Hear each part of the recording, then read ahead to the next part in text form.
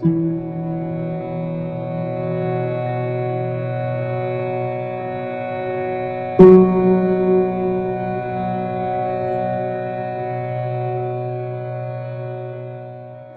about Tai Chi, and I'll also bring a little information about musculoskeletal work.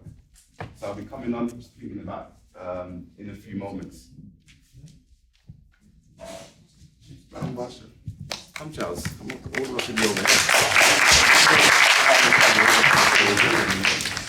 So good evening, everyone. I'm Dr. Marshall Douglas. I'm what they call an educational psychologist, and I'm going to be talking a little bit about how it's important for us to nurture some of the principles and the ideas that you're hearing today in our children, but also in our inner child, because it's important that we heal ourselves as well as our children so they can function in everyday society.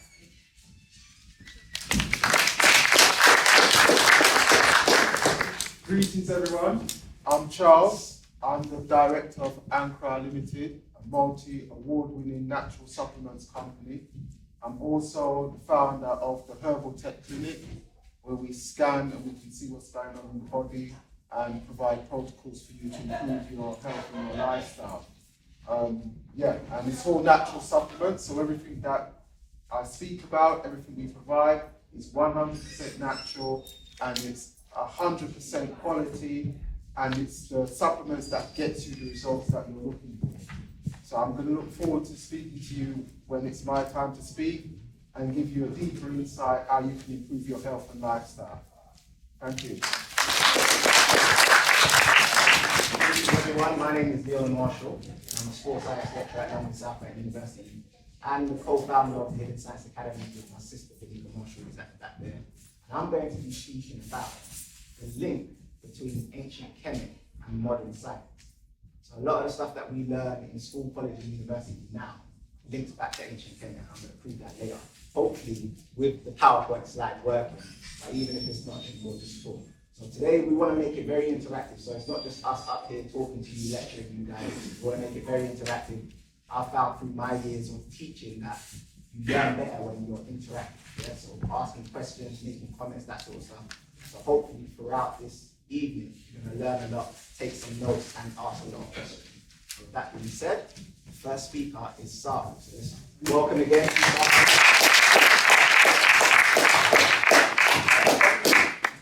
So I'll be talking about the Tai Chi and the Qigong.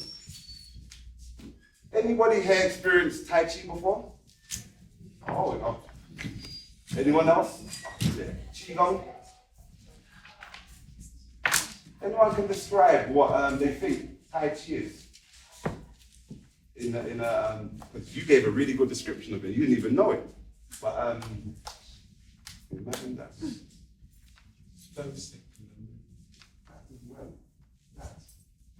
What did you say? Rhythmic movements and feeling joyful and just happy. Yeah. These sensations are all what is captured. Come on, young man. All right. Well, let's start there then. He said Chinese. Right, so we're going to start Chinese. Right, so we assume, I love that, because you just opened a can of worms. You don't even know it. You opened up something here, which is controversial, and we need to discuss that. And I was actually planning to talk about it, but then I said, oh man, the amount of presentation, the slides I've got, I can't add more in.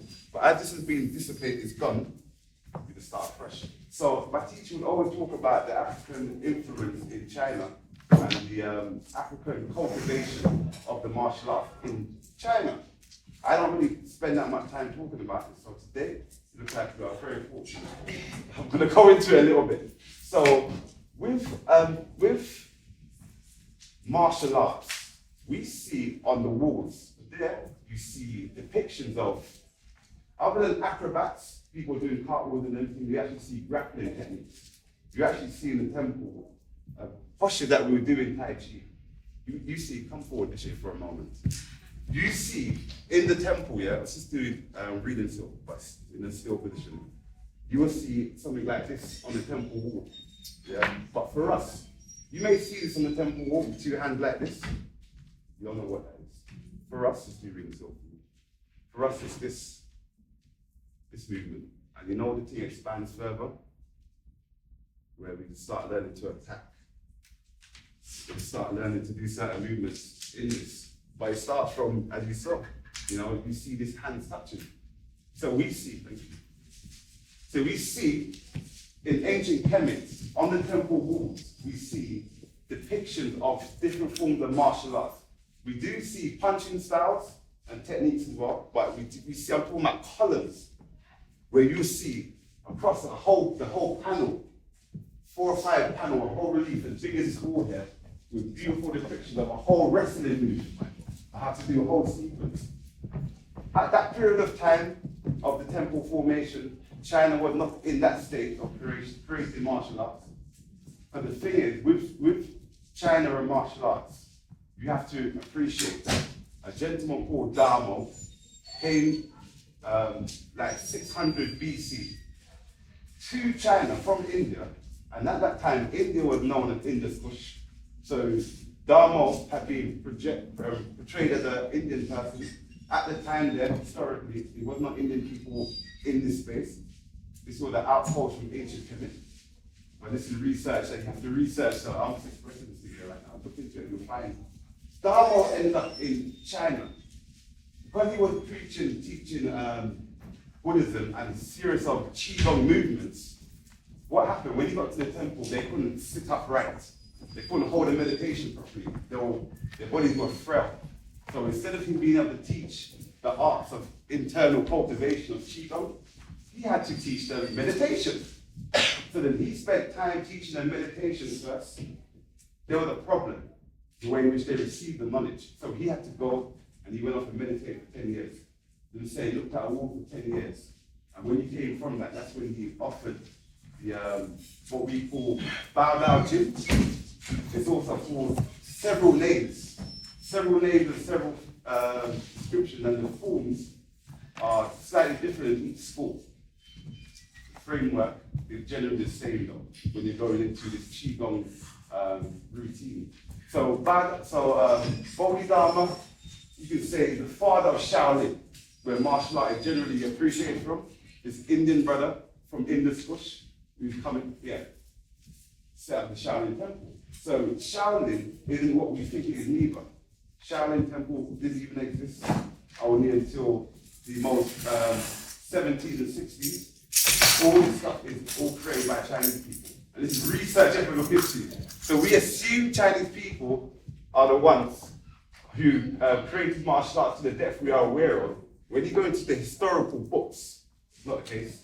Same as Japan and the samurai. We think the Japanese warrior initially is a Japanese man, but to be a samurai, you had to have black blood. And this is in their text. So it's not to say that we were making this stuff up. It's in their own writing. They say you have to have black blood in you to be a samurai. When you go into 1700s, you see all these black-looking Cambodian. I'm going too deep now. I'm starting to go deep in history. But do we get the gist though? What I'm trying to explain here, that we believe martial arts is created by a group of people outside of ourselves, but it's not. And there is loads of research to show that the Africans are people. My United Nations saying African, but our people created this. So let's go deeper into it now. Because what else did they create? Because our ability to heal internally is a system that is a special technique, let's say. Like you can balance your internal organs, you can bring balance to your mind, you can stabilize your heart, you can increase your energy, you can do so much things to improve your well-being if you know the right approach, if you know the science, if you know the technique. And this is what we offer at the school. Back in 1986, I must have been like 6 years old, when I started my therapy work. Imagine this, I used to go around massaging my auntie, 6, 7 years old. And then because I had the ability to touch the point that caused the problem, I didn't even know. They would chase me. I'll get pinched, and a year or two, gone out of my system. I found it back again when I was at university. So if we're talking about 1986, 1999 is when I ended up going back into the work I should be doing. All of us have a purpose for being here, and a skill and something to impart upon the globe. We all have this, but we get lost along the journey sometimes. Sometimes the people around us are unable to guide us along our journey. Because my parents spent, and my family spent more time directing me in the sense of what the West wants. A job. You need to provide for you. You need to do this for your family, to do this, you can't do that, you can't do this. So we never achieve our goals. So 99, I ended up at university studying what got me back on my course. I started Qigong in 2004, and in 2006 I established Just Touch Therapy. In 2006, I started my Tai Chi training in 2007, and then after that, 2015, I was able to take over the school. So we mentioned already optimal health, which is physical, mental, spiritual, and social economical.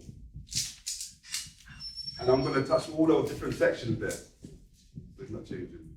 So inflammation is one of the biggest issues that we have in our community, inflammation. And it's the thing that causes most ailments in the body, which is,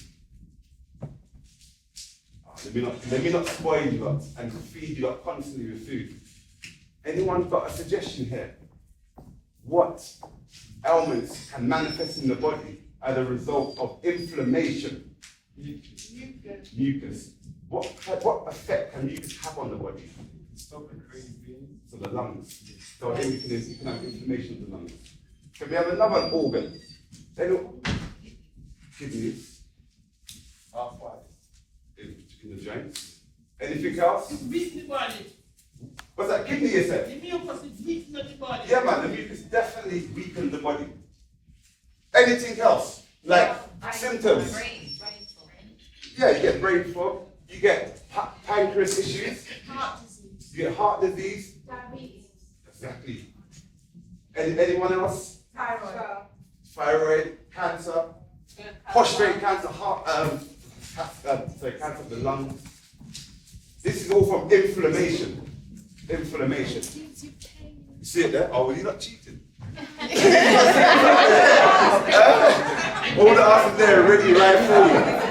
Oh my word. So in order to achieve, you see, all this inflammation in our body, in our organs, in our system, can be counteracted through the correct flow of electricity. We're going to go a bit deeper into that stuff there later on. I'm just bringing you into this alignment of this knowledge. With the right flow of electricity, we create this in my art, in your art. We create this through manipulating what we call fascia. And anyone know what fascia is? Are we really getting our brain working there, isn't it? Fascia. Fascia is the web that connects the whole body underneath the skin. So that means you can touch hair and that will send a ripple all the way through. This is fascia. If you have a restriction here, yeah? You have a restriction here, this is the fascia under the skin will tighten and you'll be like this. You have to release the fascia to straighten back up your body again. This is not muscle. Fascia is like a bag it's like a bag and you put shopping in it. The shopping is the bone and the muscle, because you have various layers of muscle. And then the fascia, the bag itself, is what everything's held within. Now this fascia has an ability to conduct electricity. It has an ability to produce electricity.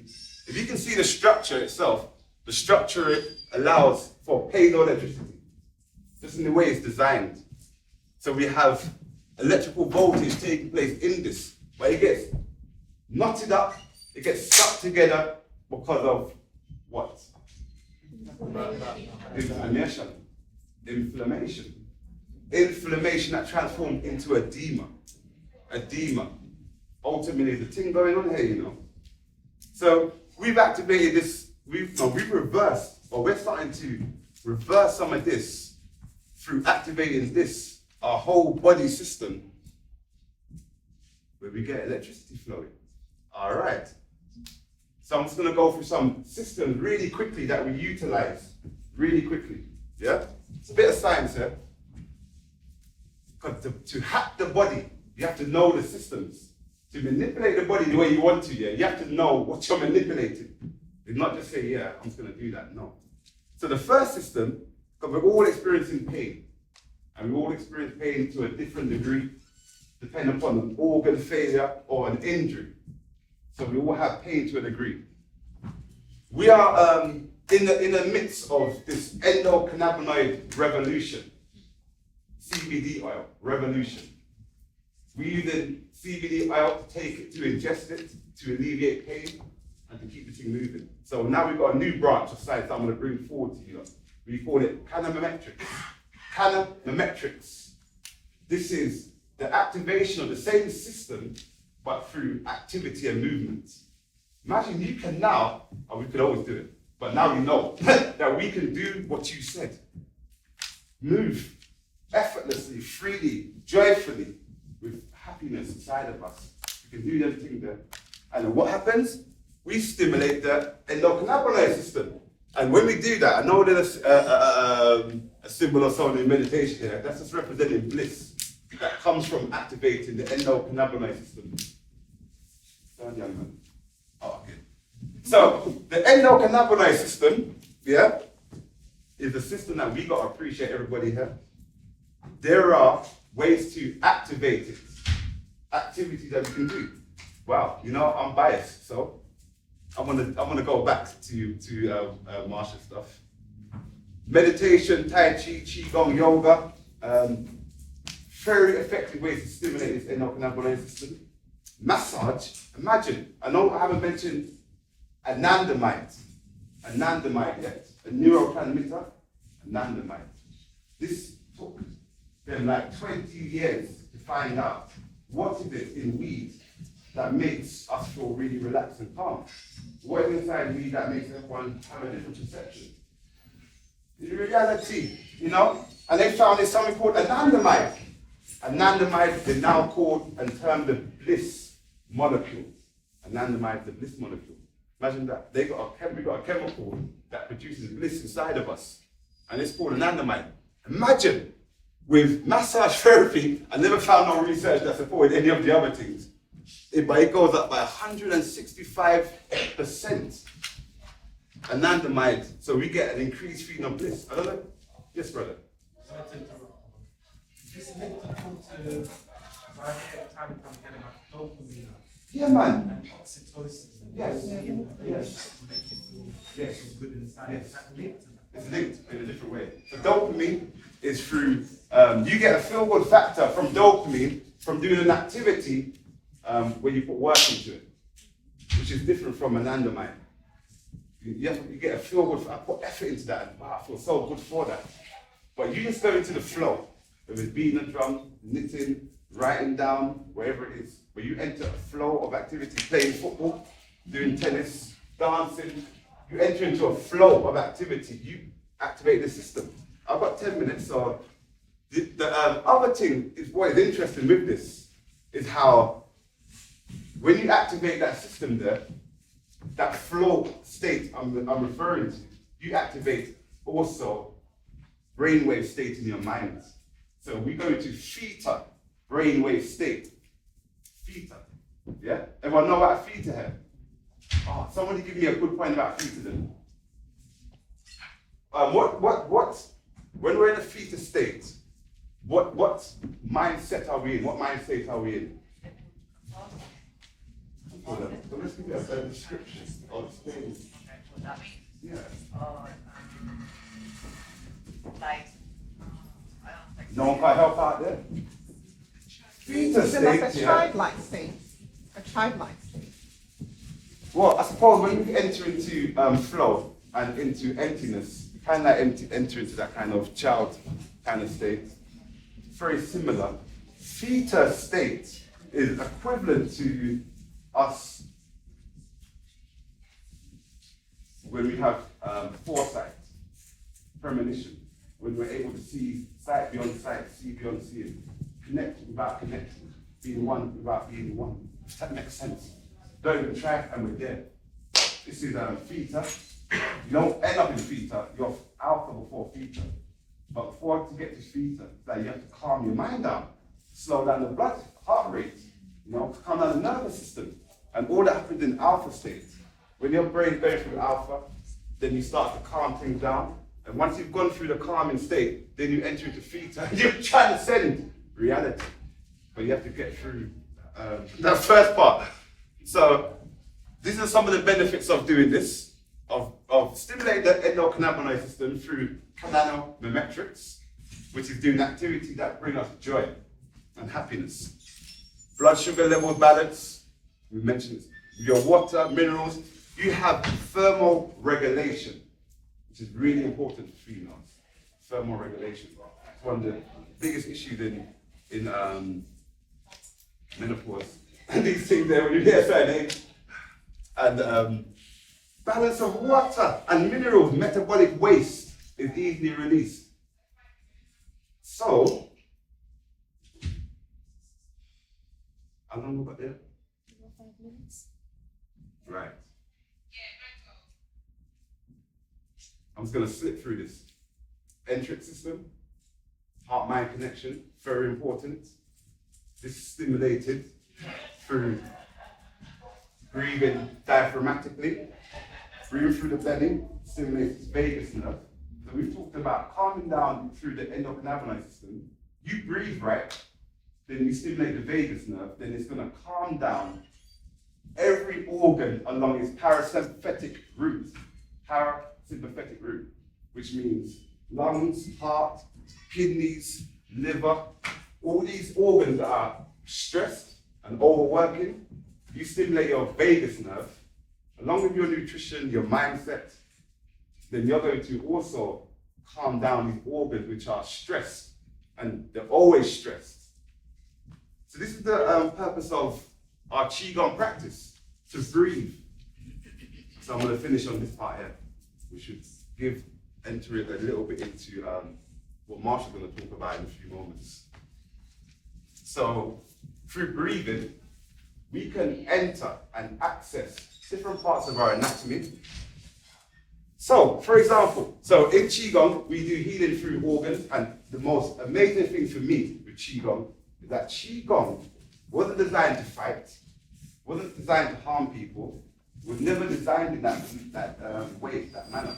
It was designed to heal the body, and it's always been designed to heal the body from its conception.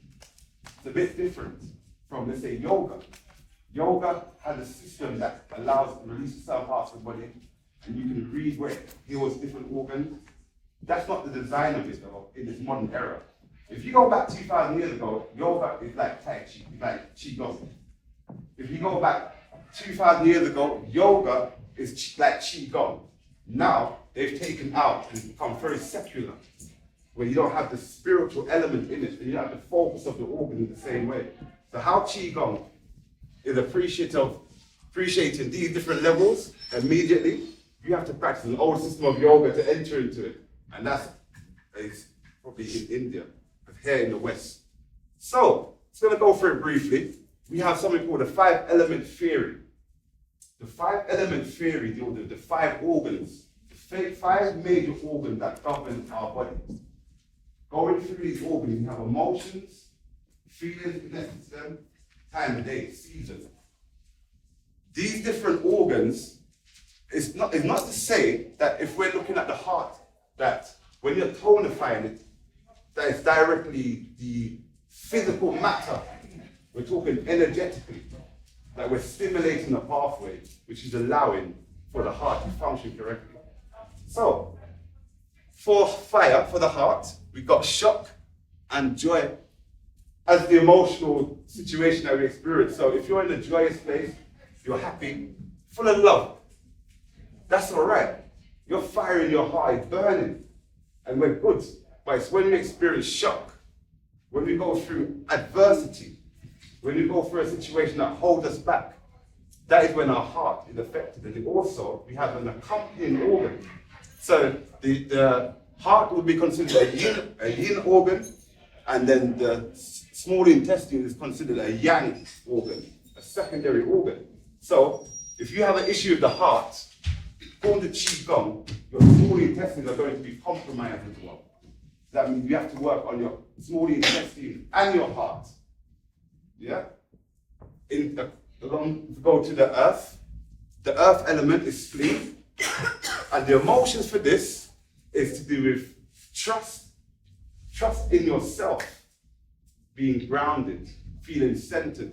When we're not grounded and centered, we no longer trust ourselves. Huge problem. Spleen, pancreas, and stomach are affected.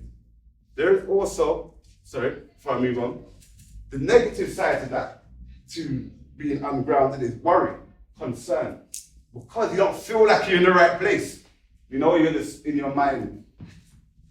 Because you're unsettled, you're ungrounded. You want to be in a place, a better place, but you're not there. You're heading to portray something, but you're not there. All these unsettled feelings affect the spleen, affect the stomach, and affect the pancreas. The secondary, metal, that's an interesting one, the lungs. The element metal, it's interesting to have it there because metal has to be refined through a process. The metal element is like the hero's journey and refining your character as you're processing and going along. So when you see metal expressed in stories, the character who's truly expressing that is the hero. And the man has big chest. This is like a representation of the hero. It's like the representation. You know this way here? Yeah, man. You see what I'm saying? This is the one here. And that is representing, because you see it, proud, strength, integrity. You know, the hero. Is not the hero supposed to represent these things there? This is the metal element. When this thing goes out of balance, you will see it. The man there is in the tavern, in the bar, in the pub, drinking, sulking until the next mission comes along. You know what I mean? This is the energy of metal, the metal quality. When the lungs are affected and filled with mucus, we also have an issue with the larger intestines as well. So they connect, where we're looking at Qigong. The water element, which is kidneys, here, which is also connected to the bladder down here. The kidneys is the negative emotion is fear. And it's an interesting thing. The positive feeling is wisdom. With the fear, it is not even the worry. We have emotional thoughts going around inside of us that we're afraid of. Things that we want to achieve that we're afraid that they might not happen. You know, these kind of experiences that infiltrate our subconscious part of our being, which is the water, our subconscious part. When we are able to balance our thoughts, our emotions, this is like wisdom, which takes time to cultivate wisdom. Once you have wisdom, then we stabilize this kidney energy. Then we have the last one, which is growth and expansion. The liver and the gallbladder. The yin being the liver, the yang being the gallbladder. Liver representing growth and expansion. So when we get stuck in our ways, when we get stuck in our perceptions, stuck in our thoughts, we're no longer able to grow, expand. Somebody who drinks alcohol, somebody who uses stuff that directly affects the liver, is going through this process. So generally, counterbalancing this thing here is compassion, but the main emotion connected is anger. Angry because we are not able to expand and grow. This is generally why we're angry. So generally, you know when we get angry, generally, I don't know if we've noticed this, we're not generally angry at the person. It may come across in this manner that we're angry at the person. Most of the time, we're angry at ourselves for putting ourselves back into the situation that we knew better of, which is wisdom. You know what I'm saying? But these are aspects we cultivate through practicing Qigong. All right, it looks like we are finished. And we'll do a little bit of question and answer later on. Yeah.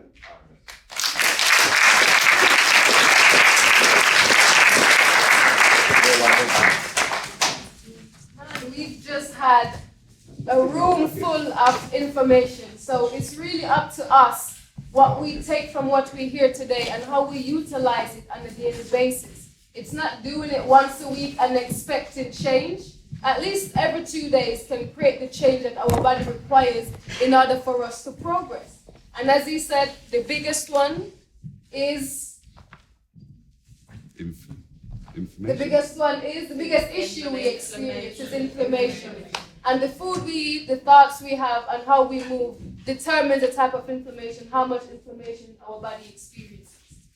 So we're gonna now move on to Marsha, who will be talking about nurturing the child.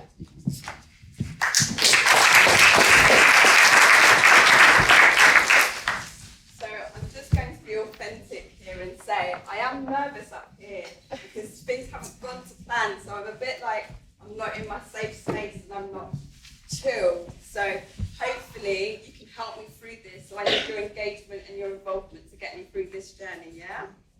Okay. So I know that the screen's not so clear at the back, so I'm just going to read out this quote from Amos Wilson, who is a psychologist as well, and I'll explain what I do in a minute. But essentially, children are gifts to society.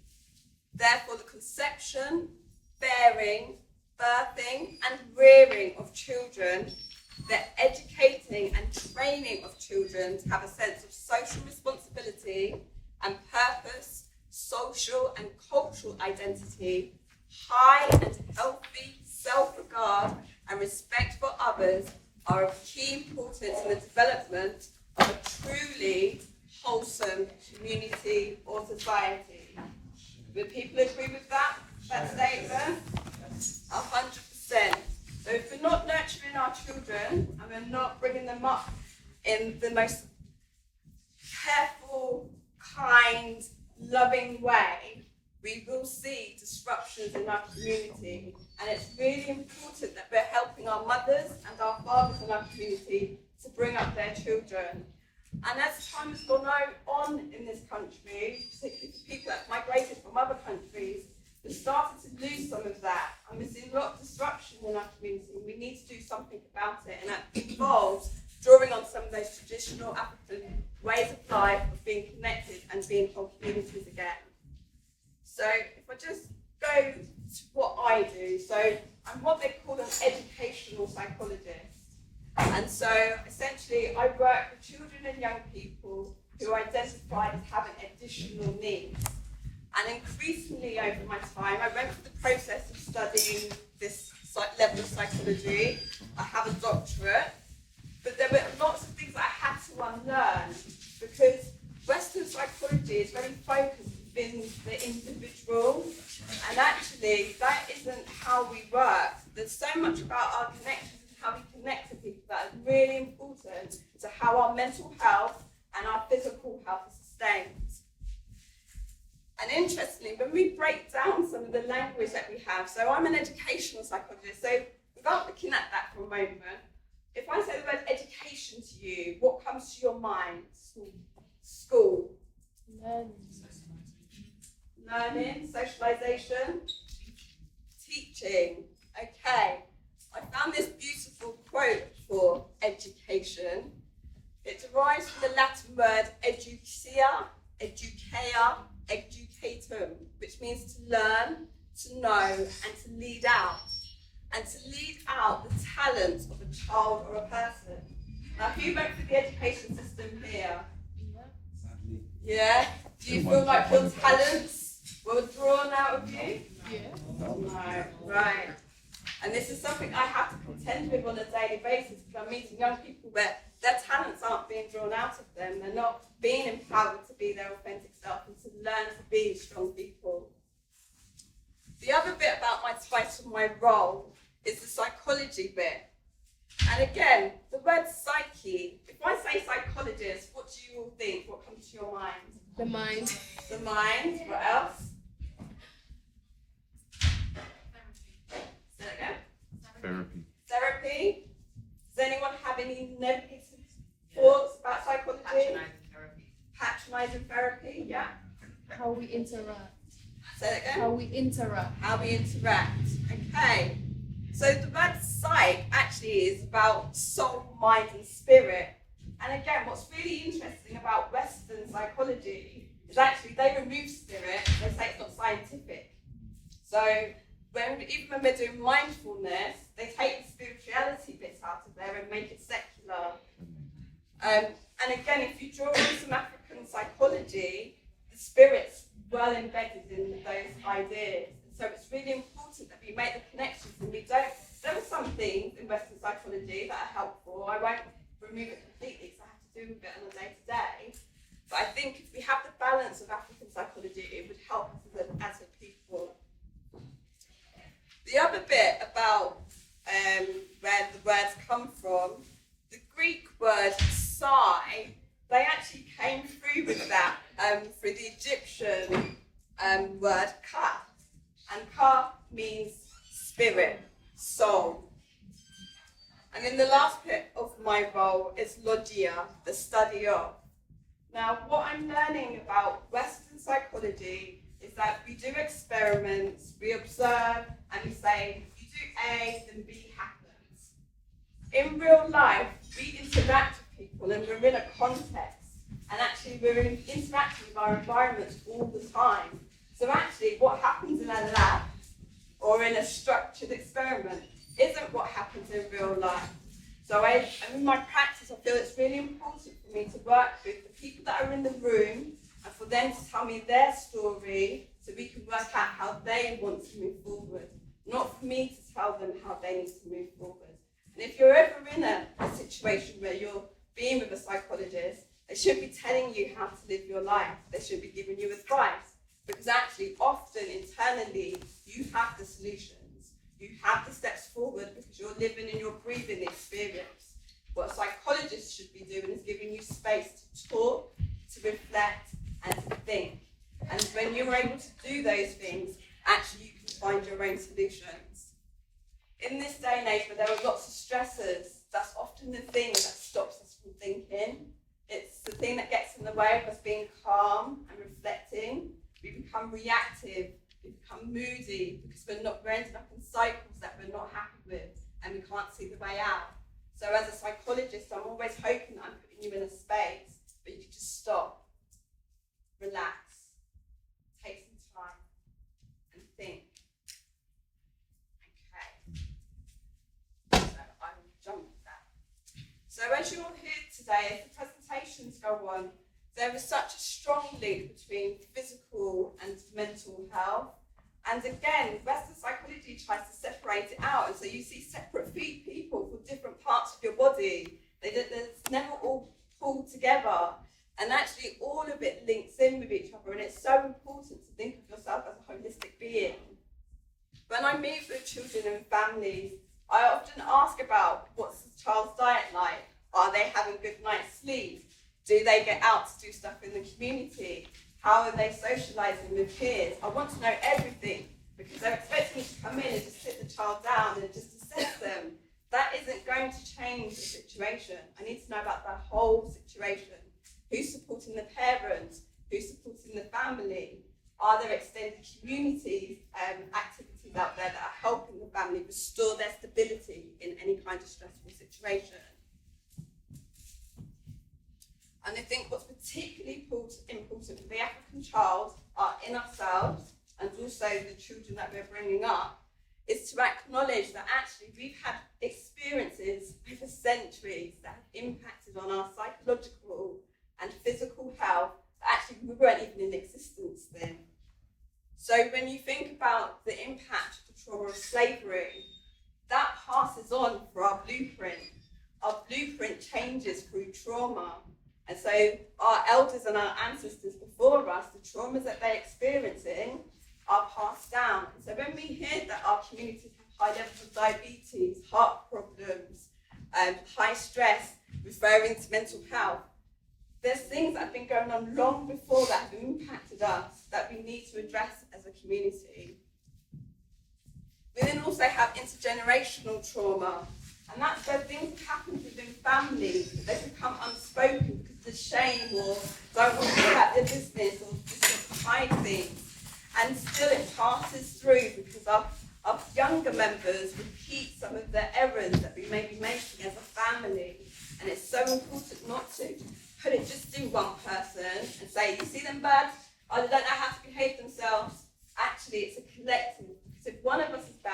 one of us is having problems, all of us are having problems. And then the modern terms, we think about adverse childhood trauma. Now, these are our day-to-day existing situations. So if you've got financial insecurity and you're stressing about your bills, if you've got someone that has presented with mental health issues, if there's domestic violence in the home, if there's conflicts between parents, if there's challenges in accessing community activities, all of this can build up a lot of stress in the child. We often say that our children are overripe sometimes. Sometimes they're having to grow up a lot faster in order to manage mummy and daddy's stress because there's lots of things going on in the home. And again, this gets exacerbated when people are isolated and they don't have that connection, they don't have other people to support them. So throughout this rest of the evening, we're going to hear a bit about kind of the impact on stress and how we manage that, but also how some of the things we can do to counteract that. But at the end of the day, it's just really, really basic. If you can get your nutrition in check, you can make sure you're well hydrated, that you do move and you do have exercise, that you have good sleep, you try to avoid substance use that have negative impact on your body, then you'll eliminate kind of the physical illness that might be exacerbated by mental health. And also your social well-being will also be more stabilised. And that's something that we always need to kind of think about, how the two things are connected. Because you'll be led to believe that they're meant to be separated, and they're not. They are so embedded with each other. How am I doing for time? Okay, good. So the elements of, of the soul, if we return to kind of met, does anyone know what I mean by mass? Yes? Just a couple of people? Okay. Do you want to enlighten us on what your understanding is of mass? Balance, the him and her, the fact that one needs to seek that, that balance. That balance, yeah. Definitely. Do you want to add to that? No, Yeah. So essentially, these are kind of aligning our car, thinking about our soul, and what are the principles in life that kind of underpin that? How do we hold that together? And that's about how we live our lives daily. So the first principle is around truth. So I shall speak and I shall seek truth. Now, one of the challenges for our people is that we're often not told the truth. And so actually, we've got to actively go out and seek the truth about who we are and actually what are the positive attributes about us as people. Exactly, that's right. You're here today to hear the truth. There's also the element about justice, having integrity and do what is fair. Sometimes we're put in some situations to do things, and this is what I talk to young people about all the time. They're in situations because they want to go and get some more money, or they're thinking about getting some nice trainers. But actually what you did, is that fair on somebody else? How has it impacted on them? What's the consequence of that? And also reciprocity, really recognising the impact we have on each other and trying not to hold grudges and trying to work out conflict and to manage ourselves in different situations so that we can live harmoniously. And you can see how all of these things really link in with each other. Again, righteousness around doing what is right. Sometimes we are in situations where actually we have to make decisions that are actually right at the time. And we need to make sure that we step up and feel strong enough to do that. And the word balance, like you said, trying to get that balance. Okay. And then finally, order. How do we connect with things that bring order into our life? As, again, when things are chaotic and stressful for us, that impacts on our children and it impacts on our own mindsets and how we interact with each other. So living by these principles, these psychological, kinetic principles, it gives us the underpin of kind of living a more stable life. So on that note, I'm not going to go into that bit because I've only got 5 minutes left and I want you to talk. One of the things that I try often to do with young people when I'm working with them is to try and get them to affirm themselves, to know who they are. So I'm going to ask you to look at the person next to you, give them a smile, say hey. Yeah.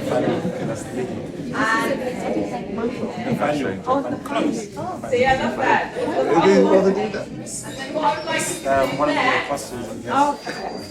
like you to do next, I would like you to say 5 things about yourself that you know are your strengths. Your strengths. So have a little think and listen to the person next to you and tell them what your strengths are. What are you good at?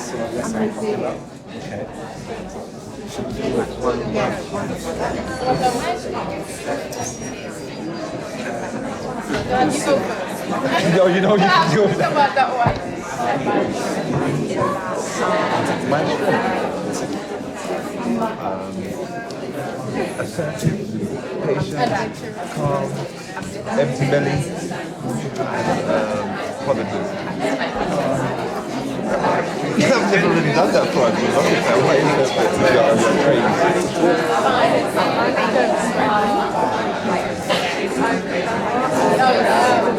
I'm also on Chinese as well. I forgot that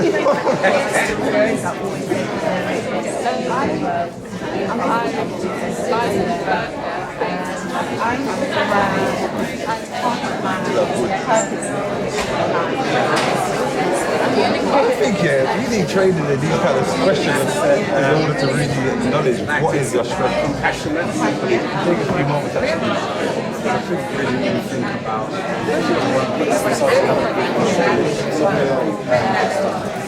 you know what I'm saying? Egotistical.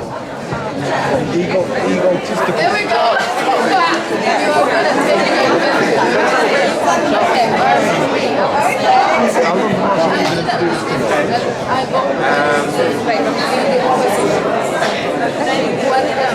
I'm good at expressing myself and I'm good at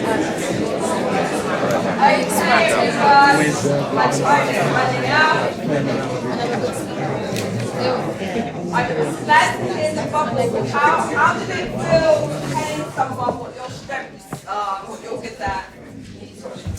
Amazing. good to speak nice about this truth. How are you doing with that? 100%. Yeah, why do you say amazing? Yes. Don't be shy, come on, girl. Look at you really started. It made you feel good. Yeah, it does. How often do people tell themselves what they're good at, what their strengths are? Not enough. You're quick to say, oh, I can't do this, or I'm rubbish at that, I can't do this. Yeah. And that's why I try to instill in the children that I work with, that actually if you affirm, when you're walking out and you've got all this stuff going on, if you don't know what you're good at, how are other people going to know what you're good at? So it's really, really important that we do affirm ourselves and we do tell ourselves what we're good at. We also tell each other.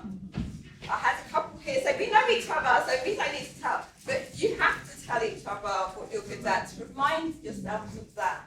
It has a positive impact on your mental well-being. I'm just going to end on, throughout this evening, please reflect and think about your feelings today and what it brings out in you. But also, try and give yourself a little affirmation of what you're going to go off and do when you leave here this evening. Because we can come to these events, feel really excited at the time, enjoy the little food and have a little nice time, and then we go and then we forget what it is that we're thinking about. So try and make note of the thing that you think, and it's personal to you. What am I going to do to kind of improve my life? The one step that I'm going to make when I leave here this evening. Yeah? It's been a pleasure talking to you.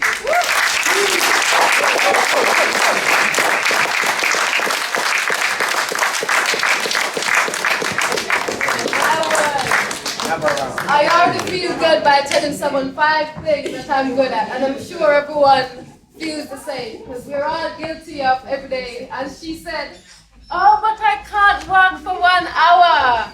Oh, but I can't drive. It's so good to have a moment and a space with people that we've never met to exchange what it is that we are good at. Give ourselves that opportunity to uplift our own self and not rely on someone else to make us feel good. So we become our own feel-good factor. And now I'm going to bring in the next feel-good factor, which is Charles. The real Charles. Greetings, everyone. Greetings. Can I see a show of hands if you've heard the saying, your health is your wealth? Let's see a show of hands. Great. Have you heard the saying that your food contributes to your thoughts? Have anyone heard that? See a show of hands. I'll explain to you that how you will know your food contributes to your thoughts, because they have a saying but they never broke down to us. And this saying is, I'll give you some food for thought. Let's see a show of hands if you've heard that saying. Okay. Now, there was a time in my life when I was going through some health issues. I'm only going to revert to my slides occasionally because we've got no sound on here, and I was going to play some videos for you. But there was a time in my life when I was going through health crisis. Went to my doctor gave me a prescription, went away, the problem went away. Only for 3 months later, the problem came back. I went to the doctor, same prescription, I'm happy, went away. It turns out that for the next year and a half, I'm going back and forth to my doctor. Doctor looks at me and says, don't worry, young man, I'm going to send you to a specialist. So when you go to the doctor and he says he can't solve the problem and he's going to send you to a specialist, would you agree that you feel happy now you're going to a specialist, he must solve the problem? See a show of hands. So that was me at this point. I believed that the specialist was going to help me, so I went. 1 year later at the specialist, going to and from, the specialist looks at me and he says, young man, I'm afraid you're going to have to accept that you're prone to this condition for life. Can you imagine how it feels when you go to the specialist who's supposed to be able to help you, and they turn around and tell you that you've got this problem for life? Can you imagine how that feels? I can tell you because I was in that position and I was devastated. So let's see a show of hands, because I'm sure someone in here, or most of us in there, have been told we've got a problem for life, or something that's happened quite regular in our communities. A friend of mine said to me, there's a herbalist in town, why don't you go and see him? So I said, well, I've got no other choice, may as well. I went and I saw the herbalist, and the herbalist gave me a protocol to follow. 2 days following the protocol, I saw changes. 1 month I was cured. So when we compare 1 month to 2.5 years between the doctors and the specialists, and not only was I cured, a light bulb moment came, and I thought to myself, how many other people like myself are going to go to the doctor and be told by the doctor that you've got a problem for life? And this is not necessarily true. So I decided that I wanted to be able to help people that get into that predicament that I was in. Yeah, I wanted to be the solution. I wanted to be able to help people in this way. I spent 2 years traveling and researching on a product called Moringa. Now, in going in, took myself into the unknown, 2 years in Africa, and I realized not all Moringa was the same. So there were some Moringas that would give you benefits, and there's some that would give you no benefits. I found best Moringa in the world. That was the start of Ankara Limited, which is the home of wellness. So after my breakthrough, in came Ankara Now, Ankara is a health and nutrition company, and we're providing the highest quality of natural food supplements. Our products provide functional nutrition that we need for our day-to-day essential life to be in good health. Been in the industry since 2010. So that's over 13 years now, been in the industry, and we have a small team that's dedicated, like myself, to seeing everybody living the best lifestyle properly, functioning at your optimum. Right, so not only was it created because of what I went through, I also, in my research, realized is that there were GMO products. And these GMO products means that we're getting foods that provide the body with no nutrition whatsoever. So you're not getting anything from the food, and we need nutrition, our cells need to be nourished for us to be functioning at our optimum. So that was my endeavor. So there was 3 rules that made the Ankara product. First rule was 100% natural. Second rule, there can be no adverse effects. Third and very important rule is clients have to see visible results. If it fails any of those 3 tests, Ankara is not interested in it. So in the 13 years, we've got a handful of products.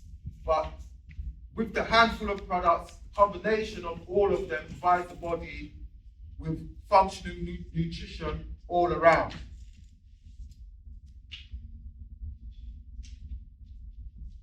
Right, so if you go to our website, which is www.ankara.com, it should look something like this. And here you can see that in 2020, I won my first Health Industry Award. What led me to the Health Industry Award was what I had to offer. They was not awake enough to realize the potential. So I had to go out into the big, wild health industry and started winning their awards. In 2013, I was awarded Best New Product at the Natural Lifestyle Product Awards. 2014, I was highly commended Best Supplements. Now, in getting 2014, I was in this competition here with companies that's got branches all over Europe. Large companies. So for Ankara to come highly commended, that was a great achievement. 2015, I was in the Lifestyle Business Award, which is a big award in London for the health food business and London Business Awards. And in 2015, I was awarded Best Sports Supplement. 2015 was a great year for Ankara because that year we also produced our first European champion in sports looking after their nutrition. So 2015 was a great year for Ankara and establishing what we're capable of. We're also endorsed by former Olympic gold medalist, London 2012 Games Ambassador Tessa Sanderson. So I had a video to play. Now, the importance of nutrition is for organ health. If you have healthy organs, you've got a healthy body. If you have healthy cells, you have a healthy body. Exercise, so you need nutrition. If you're going to exercise at a high level, you need it for energy. You also need good nutrition for exercise recovery, and also good nutrition to strengthen your immune, especially going through what we've been through this pandemic. You need good nutrition to strengthen your immune system. So we're all here as survivors. You know, so we need to give ourselves a clap because we survived something impossible. But it's not over, they have other things coming. So now, more than ever, you do need to take care of your lifestyle and change your lifestyle. If we follow the protocols that's all about for us, we're going to be in serious trouble. Now, I had some videos to play, but I'm not going to play any. But I will ask, is there anyone sitting here that's either taken the Ankara products or been to our health clinic for a body scan? Is there anyone in there that's taken our products? Okay, you've taken our products. What have you taken? Brain tablets. Can I ask your name? Teresa. Okay, nice to know you, Teresa. Could you tell me, was there any changes? Did it assist you in any way? And what did it do for you, please?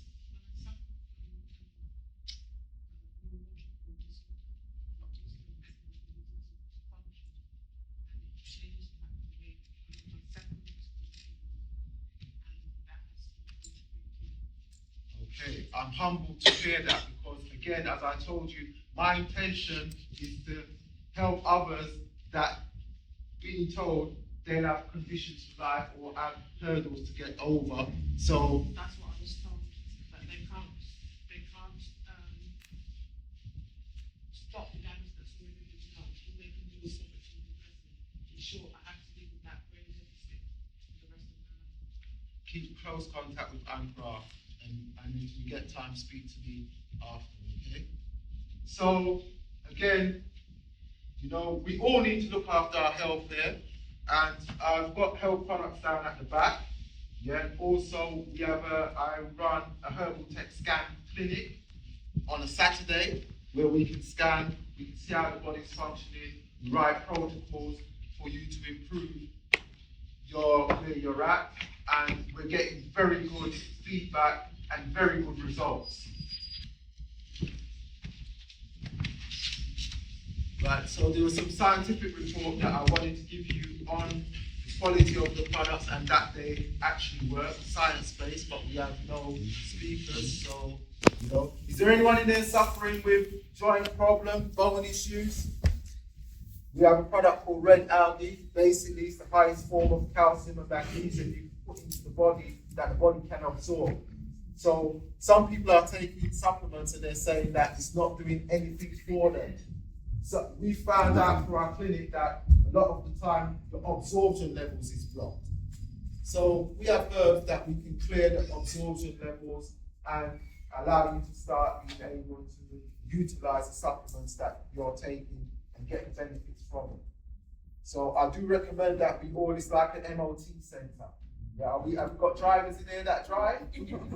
Right, well, the body needs an MOT as well. So if you come and see us down at the back, yeah, we can help you there. There's testimony videos there from other clients, right? Again, as this lady just spoke about the brain supplement, I mean, there are early symptoms of dementia.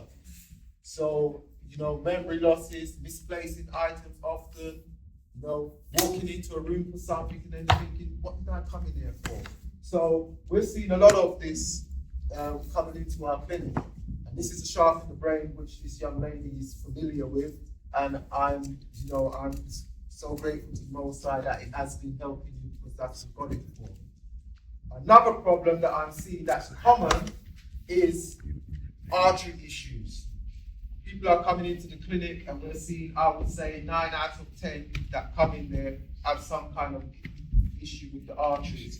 We have a product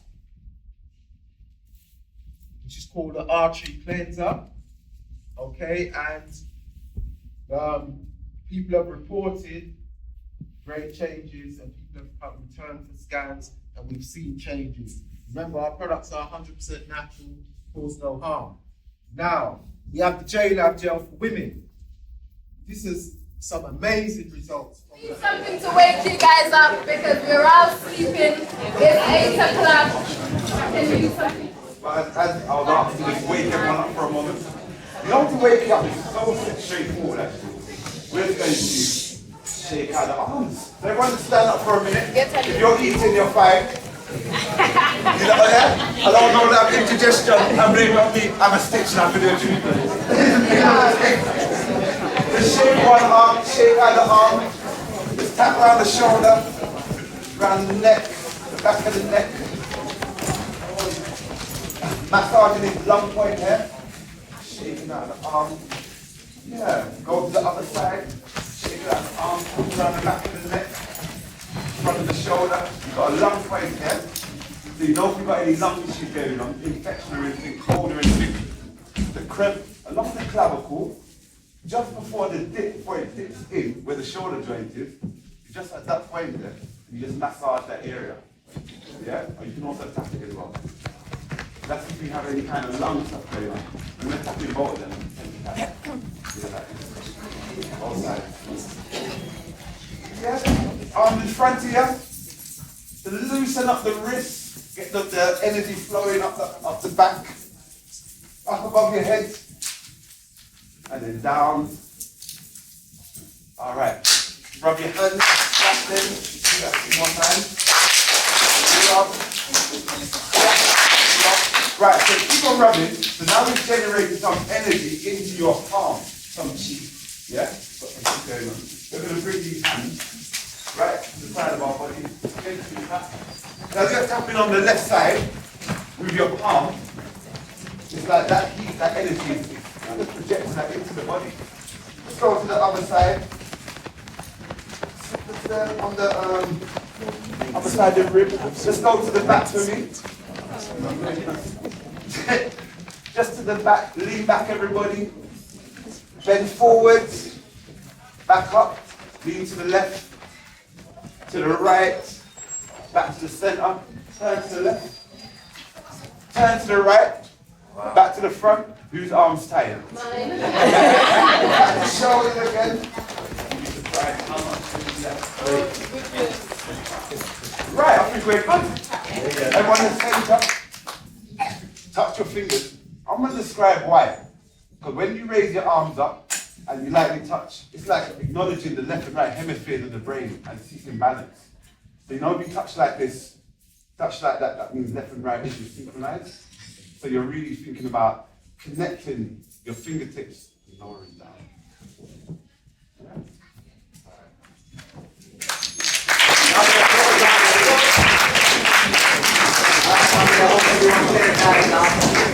Yeah.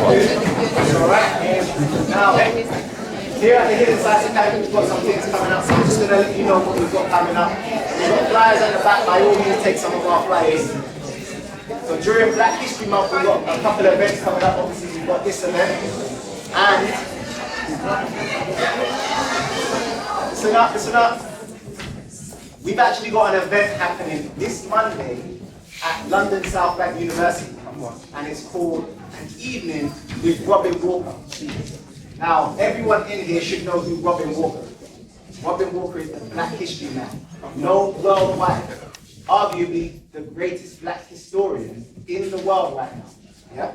And myself and the Hidden Science Academy, we're going to be learning from the best. Robin Walker, and we're going to be doing it at the university that I work at, London South Bank University. That's this Monday, free event, so you guys can find it on the website.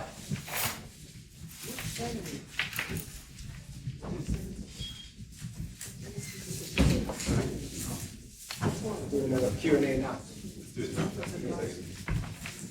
So this event is happening on Monday. You guys go to Eventbrite, just type in LSBU Robin Walker, you'll be able to find it. And then you can sign up for free for that. So for those of you who can make it, London South Bank University is at Elephant and Castle. I'll see you there on Monday. That's going to be powerful. Do you know what he's going to be talking about? Robin Walker is going to be breaking down the hidden history of the Moors. Does anyone know who the Moors were? Come on. The Moors. All right, so from that response, I know that not a lot of people know who the Moors were. So you've got to come down to this event so you understand that the Moors were Black Africans who walked over Europe for over 700 years. Right? Yeah? Black Africans who ruled over Europe and literally civilized the whole of Europe. Taught them science, taught them astronomy, hygiene, yeah? Hygiene, yeah? Taught them everything, literally taught them how to live, you know, the Moors. And Robin Walker's going to be breaking that down at London South Bank University this Monday, free Black History event, very powerful. So I hope to see some of you down there. And we have actually got an event in Birmingham this month as well, so check this out. Birmingham, are you ready? This Black History Month on Saturday the 22nd of October 2022 from 12 p.m. to 8 p.m. at the Legacy Centre of Excellence. The Hidden Science Academy presents to you the hidden sides of black music. Come and learn the history of black music from the Black History man himself, Robin Walker. This will be a very revealing presentation. How does black music influence fashion, film, dance, language, and the youth culture worldwide? Why has reggae music in particular had such a huge impact on all popular music genres in the UK? What is it about black music in general that brings everybody together no matter what race, creed, or colour? Is there a science behind this phenomenon? At this mind-blowing event, we'll delve deep into the hidden sides of what makes us feel so good when we hear our favourite songs. Join us for a celebration of black culture and identity. Keynote speakers include Robin Walker, the Black History man, Andrew Mohammed, the investigator, and Leon Marshall, the scientist, plus special guests to be announced. DJs on the day will be none other than the Ace of Jacks. For tickets and more information, visit thehiddenscienceacademy.com or search black music on Eventbrite. This event will sell out, so get your tickets now. The Hidden Science Academy presents the hidden science of black music, an event not to be missed. All right, and we do have a coach as well, because some people will be like, why is it in Birmingham? We do have a coach leaving London, Victoria, and going to Birmingham on the Saturday. And for the people who stay right to the end of this one, if you're thinking about coming and jumping on the coach, we've got free tickets to give away. Yeah? So all you need to do is pay for the coach. The coach is only £30, and then you'll be coming up there with us, and you can spend the day in Birmingham listening to the likes of Robin Walker, Andrew Mohammed, and there's going to be special guests there as well. So very powerful events we've got coming up, and a lot of our events are on our website. Go to thehiddensciencecademy.com.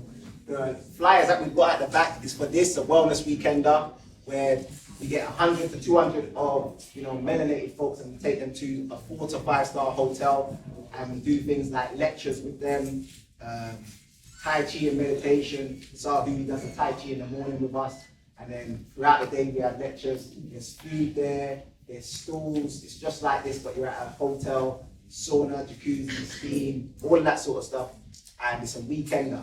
We do a gala dinner on the Saturday as well, so it's a very powerful event, and that is at the end of this year, so it's Friday the 16th to Sunday the 18th. Now, without further ado, family, we're going to do a quick Q&A. So there was a lot of information in that first half. So before I start my presentation, are there any questions for the people who spoke prior to the break? So if you have a question, just raise your hand. And if there isn't, Any questions out there?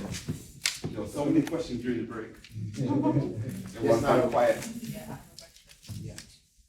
Okay, this was about when you were talking about the 5 elements, maybe like fire, earth, metal, or wood. Yes. You said, I said, do we have metals within us? Because when I've learned a lot about Dr. Sebi, and he talked a lot about expelling heavy metals. All right, before you answer that, just so the people in the back can hear, the question is, do we have metals within us? Because Sahu talked about the 5 elements, and one of them was metals. So do we have metals within us? Because Dr. Sebi talks a lot about expelling heavy metals out of the body. So Sahu, do we have metals within us? They have found through experimentation for a Qigong master, take like an apple or a vegetable, and then project chi through their palm to the apple. So what they do, they take a sample of the apple and test it, to see the constitution of it, see what's inside the apple. Then they do their chi blasting into it. There's a few masters that have done this, and they take the apple and see what is inside the apple. You would never believe it. The thing have now gold, platinum, silver. This is what they found. I'm talking about from chi projection, from mind sending chi into the apple. All of a sudden there's metal elements in the thing, and it wasn't even there before. So yeah, we have elements in us. I think probably Charles has a more extensive knowledge into the positive and the negative elements. You know what I'm saying? My word chi in this moment here. So I can say, yeah man, we can change these elements inside of us. We can increase and we can decrease. And that is through the way in which we perceive reality. So we can increase our, let's say, our gold. Because with this, we're going into alchemy. And then to manipulate the periodic table, all to do with hydrogen. So, yeah, gosh. So a secret is then that are off my head. 76 gold on the periodic table. I'm really sorry. It's something like this. So let's say we have an element which is beneath that. I'm going to be really lazy then and go to carbon 6. This is something I know in my head straight away. So we've got to get to 70. We need 70 hydrogen atoms to make gold now. So all we have to do is add hydrogen, and then we're making gold particles in the body. Yeah? You have to go deeper to get that one. Yeah, man. Alchemy is as simple as that. Hydrogen. All right, any other questions? Any other questions? Yes. Yes, you were talking about when you were 5 and you're doing these things, massage to your parents, and they said go away or whatever, they stop you from doing it. And I ask you, this 5-year-old boy here who is very, very intelligent, and I ask you, what can you do for him? And you're telling me that you live in Crystal Palace. I love you. Yes, so what can you do? He's very, he's into your talking, and you didn't mention anything. Not even to say whatever, Tai Chi or whatever. He's 5, and you can see how clever he is. It's true. Well, you've got so many questions. I did say to you, we have a doctor in the house who is trained at this, who can talk to you about it. Yes, but So I think she's that talking about psychology, and you're sitting with the family and to find out things. yeah, man, that's a part of the story. It just- But you know, I'm sorry to. I was going to say, you're right, he's extremely curious, and I don't want to highlight him to make him focus. But one of the things that we can do for our children is to bring out that curiosity. Sometimes culturally, we may tell children, be quiet, you're making up too much noise. Sit down, don't do this, don't do that. And actually, that curiosity, we have to nurture and develop it and raise it. 3, 4 children, how are they going to do it? That's why And- they want the expert to us. Yeah, but he doesn't have a problem. His curiosity is a beautiful thing, and it should be nurtured and it should be developed. And I think that is something we have to work on for our children, because when we stop them and we shut them down, they grow up to be inward people and don't feel like they can express You're forgetting themselves. our culture, and I see what you're getting at. You're forgetting our culture because the parents is working hard. They don't have time, not even sometimes to go to school to find out what. Are you telling me, to Nurture. just Nurture. the curiosity? But it's not, because sometimes you hear your mother go, sit down, don't ask me no questions. Yeah. And now we brought here a pure child who's 5 years old, and you're still going around, so you're not doing anything practical. Can I say something? You see the thing, I think I was saying something earlier to that young man over there about we teach our children the experiences that we know in our life, therefore they come like a replica of us. A lot of the things that we learned in our life haven't resolved the things properly. Like we have learned skills that don't solve things, they cause problems. And we pass them skills. So ultimately, what Marsha's talking about in the sense of nurturing creativity or nurturing his ability to be curious is not using our experiences to govern the child and raise the child. It is to nurture the child's ability to be spontaneous. But the thing now is, how do you support a child to be spontaneous, to be creative? You know, we have religion, we've got politics, we've got our traditions, our cultures. And we bombard the child with all this information, and they don't have enough time to be curious. They don't have enough time to investigate the world. They don't have enough time to ask questions. Because we always impart and put pressure on them about religion, about it's a serious thing, you know. I know it doesn't sound like the answer yet, because the answer is simple. The answer is really simple. And because it's so simple, we're looking for something a bit more complicated. We're looking for, but yes, you can put him into Tai Chi, or we can put him into football. We can put him into an activity which is going to definitely nurture, which is going to be good for him. But where does it start though? It starts with how we impart our experiences upon the child. It's how we allow the child to grow and develop. And if we don't give a child space to grow and develop, and that's generally. And I think that's what Marshall's really talking about. If you give this child, if you allow him to do, so if I was allowed to do the same thing, if I was allowed to do when I was 7 years old, I wouldn't have waited till I was at university. I wouldn't have missed from 86 all the way to 99. I wouldn't have gone through college, secondary school, not knowing my true identity. But I never got nurtured. I got pinched, I got cussed, I got pushed. You understand? If you're nurturing him and you're allowing him and you're giving him space and you see that's what he really enjoys, and you say, okay, well, let's do that then, there's nothing more powerful than this. Can I add to that?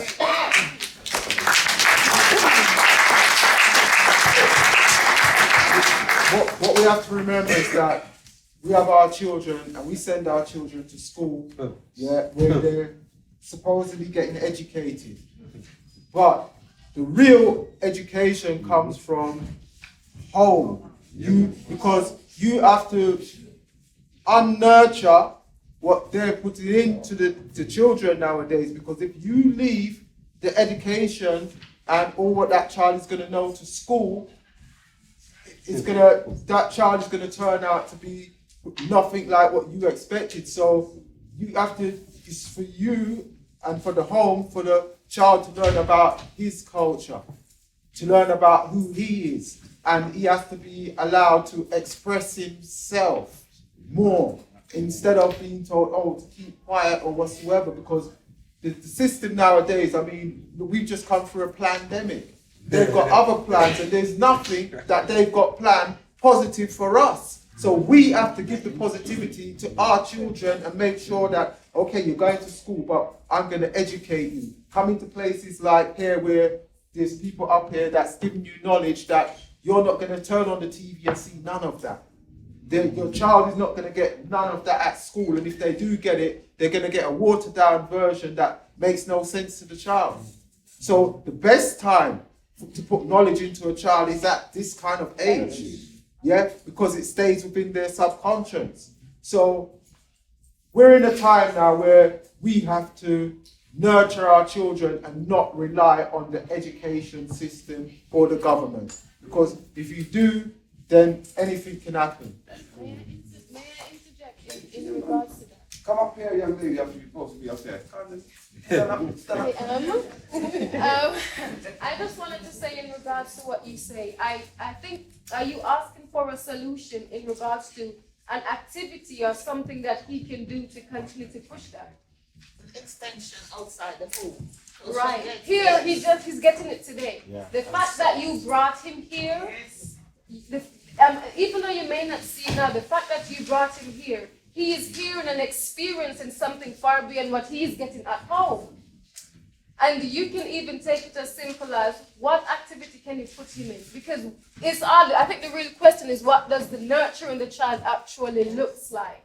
And if we don't know what that looks like, then we don't know what answers we're supposed to get, and we don't know what direction we're supposed to go in, because there are so many different ways. See, there's so many conflicting views. The reason being that my grandchild.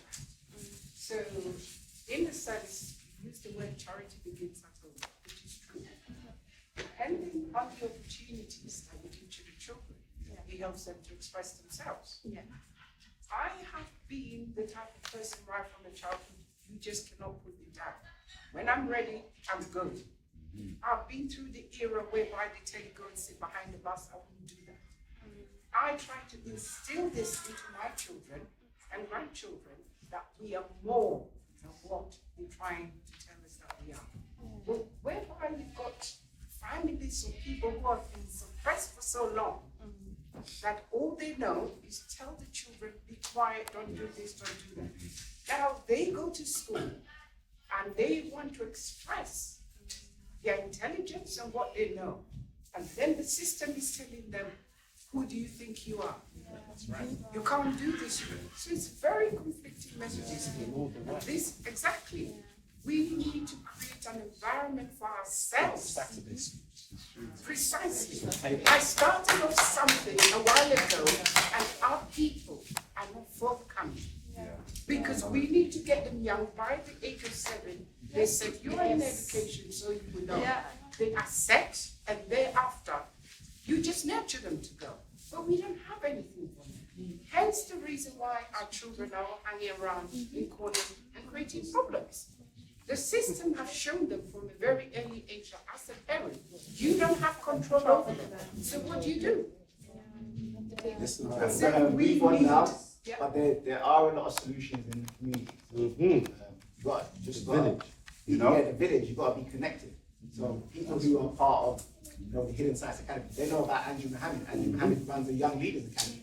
You're getting into that. Oh, I know of him. Right, so to say there's no solutions or there's nothing out there for the children, there is. It's just that people are not really talking about them as a community. There are a lot of people that do Young Leaders Academies. There's the Manhood Academy where they're literally trying to train them up to be men, taking them to the Gambia and all that sort of stuff. So there is solutions. The Hidden Science Academy, we've written a book called The Hidden Science of Melanin. You say that the child, and I know this for a fact, that your child is gifted because of the neuromelanin in his brain. Every black child is born with neuromelanin, which literally gives them a head start in life. So all black children are geniuses. And then by the time they get to school, college, or university, whatever, it's like that genius is dumbed out. Yeah? So things like this, we need to know. Sometimes it costs the parents. They have the children, but they don't have the money, the financial support to aid the children. So what do? Well, Young Leaders Academy is not expensive. Young Leaders Academy that Andrew Mohammed runs, it's not like you're going to university, you wouldn't be paying thousands of pounds for that. Yes, brother? I wanted to offer a solution. People are asking for solutions. So I wanted to offer a solution that people can do. Here, everybody in the room can do it. Yes. It doesn't cost anything, but it's something that people can do to make a difference for kids, young people, particularly from primary school up to secondary school. And it's this. Simply, in your local area, either a school that your children go to, relatives go to, or a school that you know has issues and challenges, something you can do which is very simple and you must do is apply to the school to be a governor. One of the solutions is you have to apply to the school. So apply to the school, the college, the secondary school, or whatever it is. Apply to be a governor. You don't necessarily need formal education to be a governor. You just need to be somebody who's willing to support and may have some good administrative qualities and so on and so forth. And basically be able to, because most schools are crying out for governors. Yeah. They need to. Because to be a governor, you don't get paid. So they're looking for free people. So, but what it gives you an opportunity to influence the curriculum and to influence what is going on in the school. So rather than just making comments about what's happening in the school, we have to get to the stage where we are making a difference from inside these organizations and these institutions. When you sit on the board of governance, you see what they're doing. First hand. My dear brother, it's a very, very difficult road. Believe me, I've been there. Because you need to be nominated, right? By parents and so on. That's as a When parent you're governor. there- You could be a community governor. Right. I'm a community governor. I mean, one more question, yeah? I know if you my people are governors. So I think what Apply this first. highlights. Apply again. Yeah, and I think you're right. And I'm a community governor, so I know what you're talking about. I started out as a parent governor, and I'm a community governor, and I know that there are challenges in our school system. And I think that what this highlights is that discussions that we need to have with each other, and we have to think about how we are supporting our children. It's like my first statement said earlier, if we're nurturing our children well and we're getting that bit right, we'll see healing in our wider community. So it's so important for us to have these conversations. Unfortunately, we're short on time, but we're more than happy to kind of think about how we can nurture this conversation again in the future. So thank you for your lessons. There will be time for another Q&A after I've finished, but is there any, one last question for the panel? And then you can ask questions afterwards. Yes, so Cam's cat. Go on. I wanted to ask this question. It's to Dr. Marsha. How do we take a step as adults to reconnect with our inner child? It's funny actually because we're going back full cycle now because there's something about curiosity and playfulness. As we mature and we grow, we forget how to play because we become a bit rigid in what we're doing and we feel like we have to behave in a certain way. But actually, if you can dig deep down and find out what you actually find fun and what's enjoyable, that is the starting place of reaching your inner child. People may smirk and laugh, but this is a serious thing, you know, because when you can play and you can be creative, it triggers your mind to be able to feel less fearful about things, more conscious about yourself, more free and more authentic. We put on these braces of being these people all the time. And actually, when you've got lots of things knocking you and you're not being playful and having a good time with yourself and other people, that's where things get you down. So I would say the starting place is about trying to be playful, whatever that means to you as an individual, but learning how to have fun. Because like someone mentioned, when you've got the stress of work and all these other outside things, we may get caught up in that and not give ourselves enough space to play.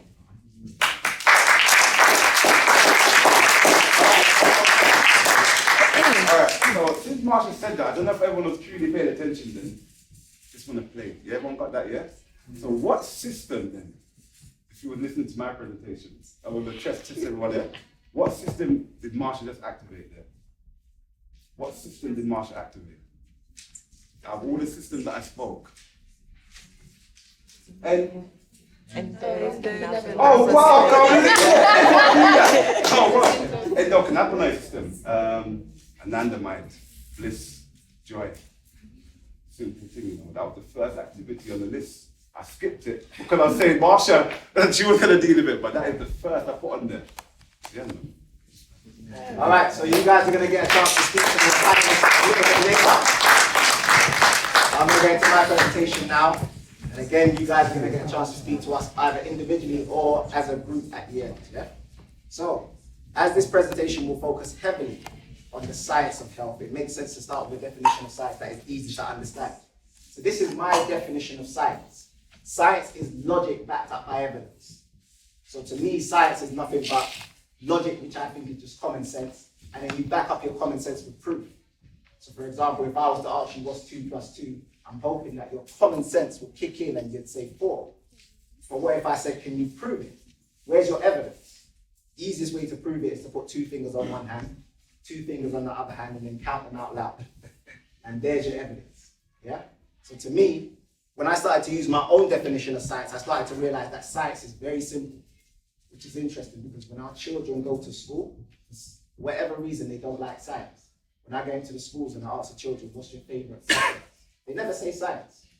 For whatever reason, they make science very confusing at school. Yeah? But a wise man once said, if you can't explain it simply, you don't understand it well enough. That was arguably one of the greatest scientists of all time, Albert Einstein. So if he can keep it simple, why can't we? So throughout this presentation, family, I'm going to be breaking down health and health alchemy with just simple science, just keeping it super simple. Because science to me is just 2 + 2. Or, as another wise man once said, Boom! 2 + 2 is 4, -1, that's 3, quick maths. Quick maths. That's all science is to me, quick maths. So, as I go through my presentation, I'm going to be using quick maths, yeah? And a lot of you have come to a Hidden Science Academy event before, so you know that I break down things in a very simplified way. But I am curious, whose first time is it at a Hidden Science Academy event? Just a show of hands, first time. Whose first time is it at a Hidden Science Academy event? This is your first time, okay. For all those people who raised their hand, I've got one thing to say to you. You gonna learn today. You gonna learn today. So, what are you going to learn today? This is what I'm going to be going through. I'm going to be breaking down the link between Kemet and modern science. Kemet. And I know some of you are not familiar with Kemet, so I've got to break that down. I'm going to be going over the importance of pigments. And I've put there in brackets colors to health. Pigments. And now I'm going to be breaking down the truth about vitamin D, plus much more, no typo. I don't know if you guys can see that at the back. MOOR. So, as we're going to be talking about science and spirituality, does anyone know who this is? Yeah. Kaaba. To me, one of the master teachers when it comes to spirituality. Yeah? He's written this book. This book is called Spirituality Before Religions. Spirituality is unseen science, and science is seen spirituality. So the way he breaks it down is the people over here talking about science and the people over here talking about spirituality. They may or may not realize it, but they're talking about the same thing. So all the spiritual people, for him, that's just unseen science. And all the scientific people, you can connect that all the way back to Kenya, connect that all the way back to African spirituality. And here's an example. So this is going all the way back to Kemet, or ancient Egypt, because Kemet was the original name of ancient Egypt. Yeah. And one of their deities was called Atum. First created himself from a mound of dust. Atum. Atum. In science today, they use this term, an atom. In religion, they talk about Adam. According to Professor Kaba, it's all coming from the same place. So if we are studying science, and Professor Kaba, he said that we should all be studying science. If you are studying African spirituality, you just don't know the link. Listen to this. You know, 250 years ago, if you were walking down the street and a man had a heart attack, or a woman had a heart attack, and you took these two little things and put it on their chest and boom, brought them back to life again, you'd be looked at as a god. So imagine now, 250 years later, that's just a regular thing. If you have a heart attack, our science has advanced itself to a point they can bring you back to life. Well, 250 years ago, they might have even wanted to burn you at the stake for being a devil, but it's according to what world you're living in. Right. But the idea of the advancement of science, 250 years from now, if you go back 250 years ago, there were no planes in the heavens. There were no trains on tracks. There were no cars on roads. Where are we going to be in 250 years when you think about the advancement of science? This is why we have to study science. We as a people, as African people, you know, we have to get to a point where, yeah, I want us to study our history and culture. That's very important. But I also want us to study our science. And so it's not enough to just study our past, we need to study our future. Absolutely. In fact, we have to study our past in order to prepare for our future. And we have to study the sciences, and solar power is the wealth of the future. We have to study photovoltaics. We have to study solar power. Solar power. He says that's the future. So that's what we should all be studying. Solar power. Now what does that mean? Just from listening. Solar power. Power from the sun. Power from the sun, or energy from the sun. Yeah? Now he says that's the future, which is interesting because in my debut book, The Hidden Science of Melanin, which I've got at the back there, I talk about how melanin gets charged up by sunlight. So this is solar power, yeah? And what he was gonna break down is that they're gonna start using certain materials to charge up bioelectronics, or electronics in general, yeah? And the best biomaterial that they could get to do this solar power is what? So they're going to start using melanin to charge up electronics and use it for solar power. Now, the obvious question to ask after hearing that is, where are they going to get all that melanin from? Yeah. So in my book, he mentioned solar power is photovoltaic, photovoltaism. Now in my book, I do mention that. So photovoltaic, if you look at the word photo, what does photo mean? Light. Light. And what does voltaic, what does that sound like? Voltaic.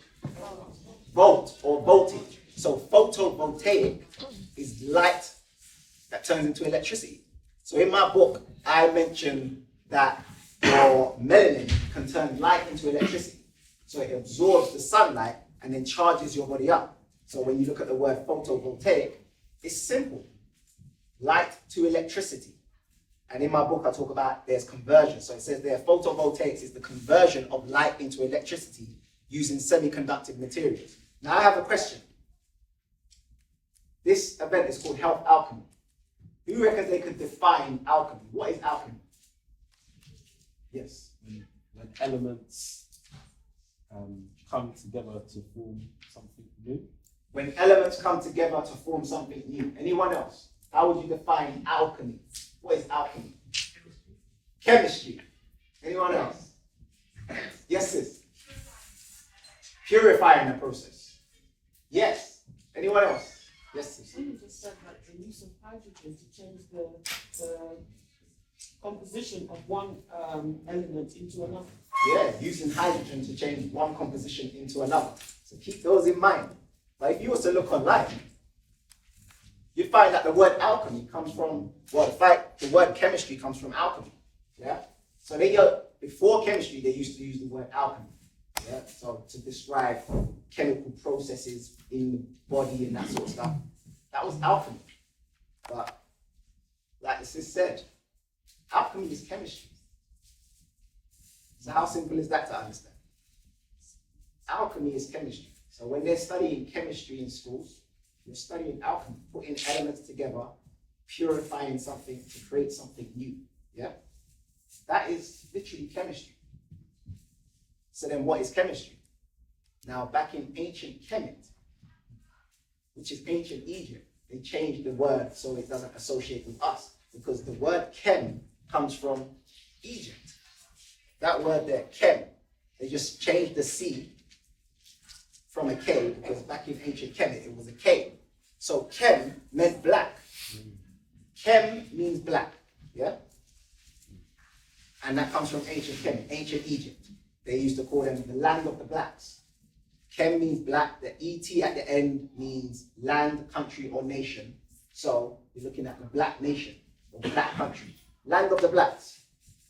And then chemistry, the mystery at the end, change the word in a little bit. Old English, mystery means hidden, unsolved, secret, or magic. Therefore, what is chemistry? Black magic. Black magic. So every time they're studying chemistry, what are they studying? Black magic. Speaking of black magic, who's this? It's not Imhotep. Osar. You may know him as Osiris. That's what the Greeks called him. Osiris. Now, they call him the god of the underworld. He was the god of darkness, the god of the underworld, yeah? That's what, people who were not from our culture called him. We called him the Lord of the Perfect Black. The Lord, sometimes they call him the God of the Perfect Black. We call him the Perfect Black. Now, why was he called the Perfect Black? Well, if you looked at depictions of him on the walls, sometimes he was depicted in black, like pitch black. This is Osiris or Osar or Wasir. He has various names depending on who's telling you about it. But the Greeks called him Osiris. Yeah? Sometimes depicted as black.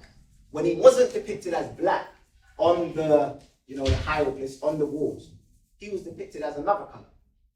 Does anyone know what other color is? Green. So, even though we called him Lord of the Perfect Black, he was sometimes depicted as green. Now, why would he be depicted as green? What does green represent? Chlorophyll. I heard someone say chlorophyll. Yeah. What comes to mind when you think of green? Plants. Plants and nature. Yeah. Flourishing plants and nature, things growing. Yeah. So what really should come to mind when you think about it is life. Life. So they associate Osiris with death and darkness, but really, he's associated with life. Yeah, because he's associated with green and flourishing, abundance. If you look at all the greenery, especially in Africa, that's abundance. Yeah, that's life. And someone mentioned chlorophyll. We need to understand the importance of chlorophyll. Chlorophyll is a green pigment that's found in the plants, and it's involved in photosynthesis. So when we talk about alchemy, even chemistry happens in plants. So remember, alchemy is chemistry. Chemistry happens in plants. So in plants, we were all taught this at school, but some of us may not have been paying attention, yeah, because for whatever reason they teach it to us in such a dumb way. It's not fun, it's not playful, yeah? So photosynthesis is when the green plants, the green leafy plants, are absorbing sunlight, and then through carbon dioxide and water, a chemical process takes place within the plant. And the production of that is glucose and oxygen. So in the presence of sunlight, water, and carbon dioxide, something happens within the plant, which they call photosynthesis, and the products of that is glucose and oxygen. And the plant uses the glucose to stay alive. It energizes the plant. Do you know what it does with the oxygen? It releases the oxygen in the air, yeah, for us to breathe. All right? So this is photosynthesis. And what's interesting about this is this process is very powerful because it involves sunlight. So this is solar energy, yeah?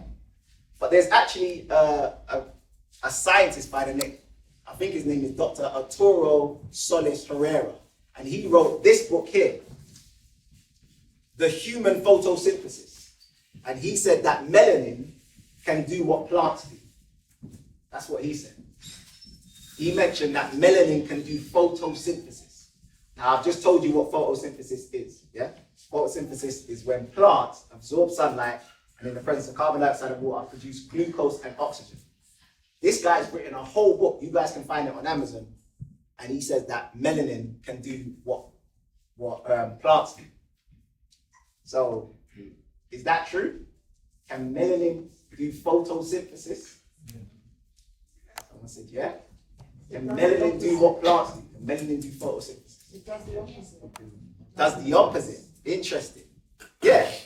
No, it can't do what plants do because that would make us plants. Are we plants? Are black people plants? However, we do bear some similarities with plants, don't we? We are very similar to plants, aren't we? So is there a connection between us and plants? What is the connection between us who have melanin and the plants who have this greenery, this green thing called chlorophyll? So what is the connection? Well, this is why it's important for us to understand pigments, because that green pigment, chlorophyll, is in plants, but we have various pigments within us as well. Yes, we have melanin, but we also have hemoglobin. Where is hemoglobin? In the blood. If you was to look at your blood cell under a microscope and look at the chlorophyll plant cell, they're literally identical. The only difference really is their color and their core element in the middle. In your blood is Fe. What element is Fe? Iron. And then in the plant is Mg. What element is Mg?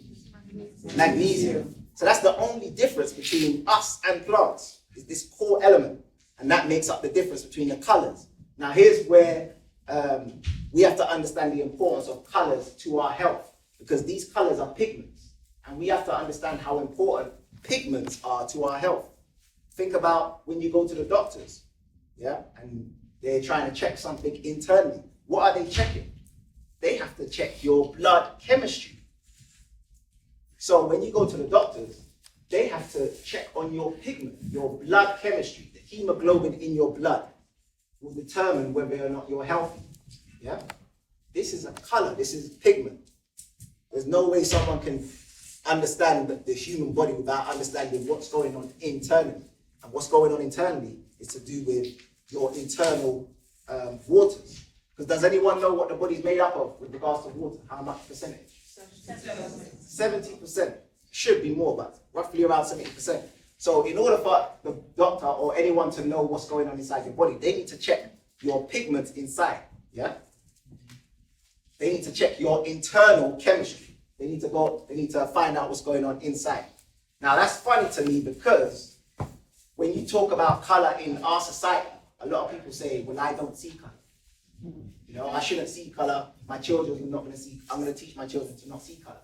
But color is very important to our health. And that's why I like to break down etymologies of words. So this is the etymology of the word color. I know you guys at the back can't see this, so I'm going to read it out. Etymology is just like the origin of a word. So not the definition, the origin. So where does color come from? It comes from early 13th century, and the first thing that comes up after color is complexion. Complexion, appearance, and hue. They talk about hue. So let's talk about hue. So when you look under complexion, it talks about this thing called combination of humors. Humors. So what did the word humors mean in ancient times? I'm going to go through this quickly. But if you look this up online, it will tell you that humors is basically talking about what's going on inside the human body. So what is a humor or humors? A fluid or semi-fluid in an animal body, particularly those located in the eyeball. Yeah? The historical usage of the term humor refers to the bodily fluids of the body, of the human. Yeah? So anytime we're talking about humors in ancient times, they were talking about what's going on internally. In other words, your internal biochemistry. That was your humors. That was your humors. Yeah? So when we're thinking about humors today, that is what determines our health, what's going on internally. Humors. Look at that word, humors. Who can break that down for me? Humors. Humors. Why is that important? You're going to find out. You're going to find out. But it does relate to solar power. What are we getting from that solar power? Everyone should know we're getting vitamin D. Now, when it comes on to vitamin D, I feel like this is one of the main things that they confuse us about. And that's the reason why I wrote this book, because this image is taken straight from my book. And it breaks down the true process of vitamin D. Every time we go through something, they tell us that, you know, the reason why we're suffering is because our melanin blocks vitamin D. What's the truth? So, this is a process, yeah? You could argue this is alchemy. Look, this is exactly what happens when your body produces vitamin D.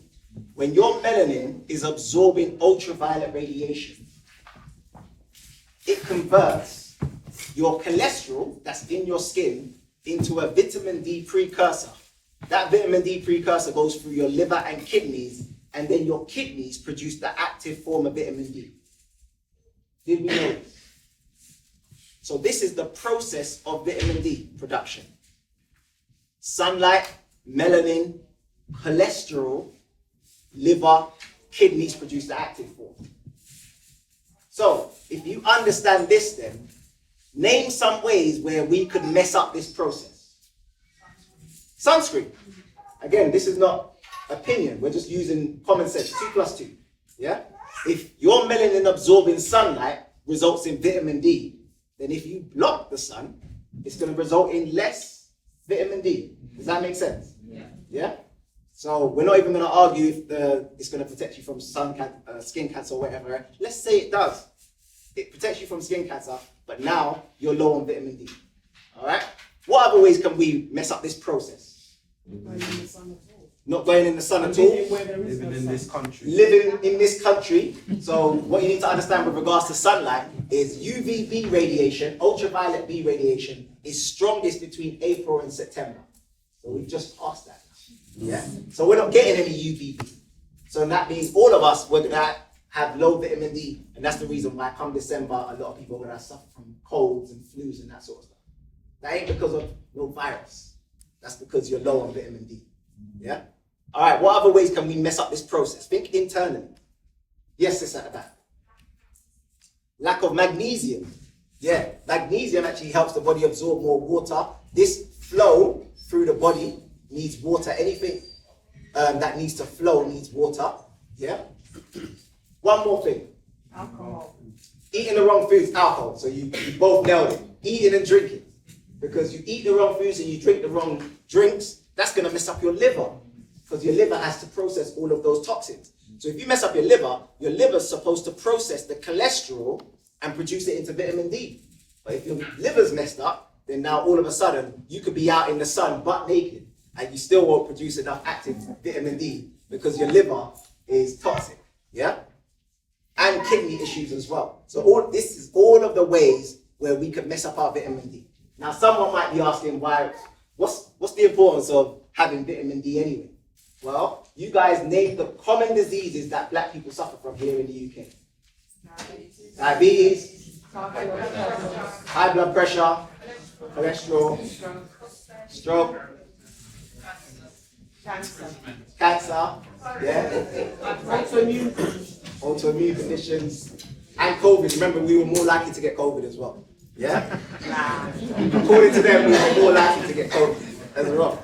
Well, again, do a little bit of research and check this out. So, online, I went to diabetes.co.uk. It says vitamin D deficiency, again associated with increased type 2 diabetes risk. In other words, low vitamin D will actually lead to type 2 diabetes. High cholesterol. High cholesterol, the very common vitamin deficiency linked to higher risk of high cholesterol. But that makes sense because if your body's going to use cholesterol, once it absorbs the light and then process that through your liver and kidneys to produce vitamin D, if you've got high cholesterol, as a black person, what's the best way to lower it then? To be out in the sun more, to get more UVB between April and September. That would be the easiest way to lower it. But how do they tell you to lower it when you go to the doctors? Statin drugs. So they're going to give you a statin drug to lower your high cholesterol. Now I'm going to let you into a secret.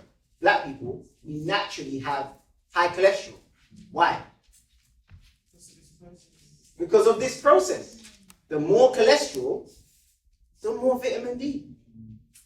So we naturally have high cholesterol. However, if that high cholesterol is not getting converted into vitamin D, then all of a sudden that cholesterol becomes a problem. Yeah? Clog up your arteries and that sort of stuff. So the thing that we actually need is more UVB radiation, more UVB light. Because what they do is they put you on a statin drug, which blocks the cholesterol, but then all of a sudden you're low on vitamin D because now you've got no cholesterol to produce vitamin D. So now you go to the doctor today and you say, thank you, my cholesterol is lowered, but now my vitamin D is really low. What are they going to do now? Give you a vitamin D tablet. So another drug.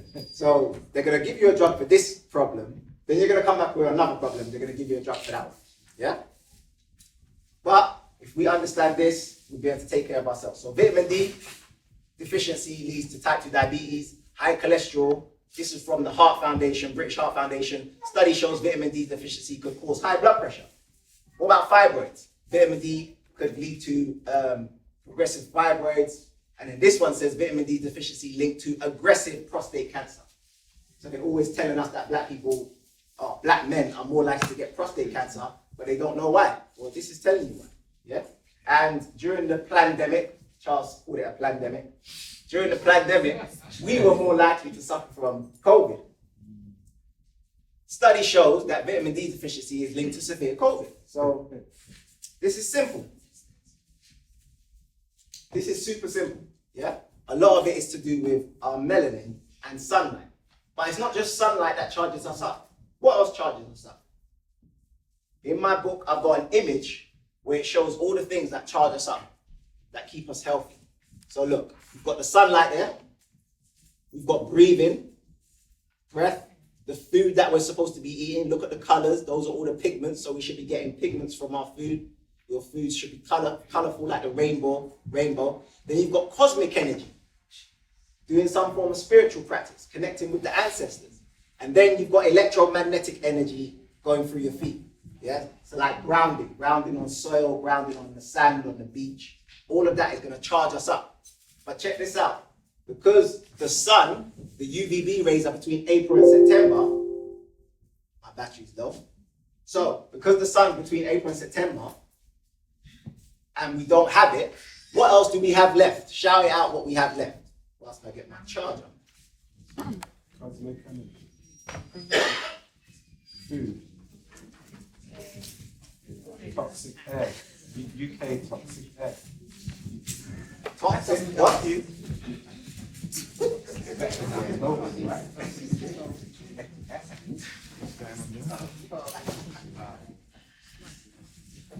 So we've got food left.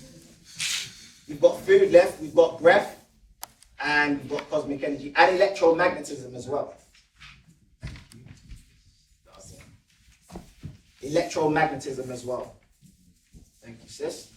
So with regards to foods, what food should we be eating? What sort of colours should we be eating? Red, gold, and green. I like that. Colours of the rainbow. Yeah. But red, gold, and green is covering it, but it's not covering all the colours of the rainbow. So what other colours do we eat? Indigo, blue, yeah. These are the colours that we tend to forget. Dark colours, yeah. These are going to charge up our melanin. You see how science is simple. The darker colours are good for your darker complexion. Yeah? So the blues, the purples, those are going to be very powerful for your melanin. Yeah? But that's going to charge us up. The food that we're eating, all the different colours, red, orange, yellow, green, blue, indigo, violet, all of those colours are going to charge us up. But there's nothing more powerful than the sun to charge us up. And I always say science is simple. It's logic backed up by evidence. So I say there's nothing more powerful than the sun to charge us up, yeah? And I don't know where you guys are from diaspora, but I'm from Jamaica. And when I go back to Jamaica and I'm out in the sun, do you know I don't think about food? When I'm out in the sun? Do you know when I think about food? When I go indoors. Isn't that interesting? I could be out in the sun the whole day. And my dad lives in the country. When I'm in the countryside, I see them men building the houses them, and they're on top of the house and they're just working the whole day. I'm thinking, where's the food? They don't stop for food, they're just working. I wonder why.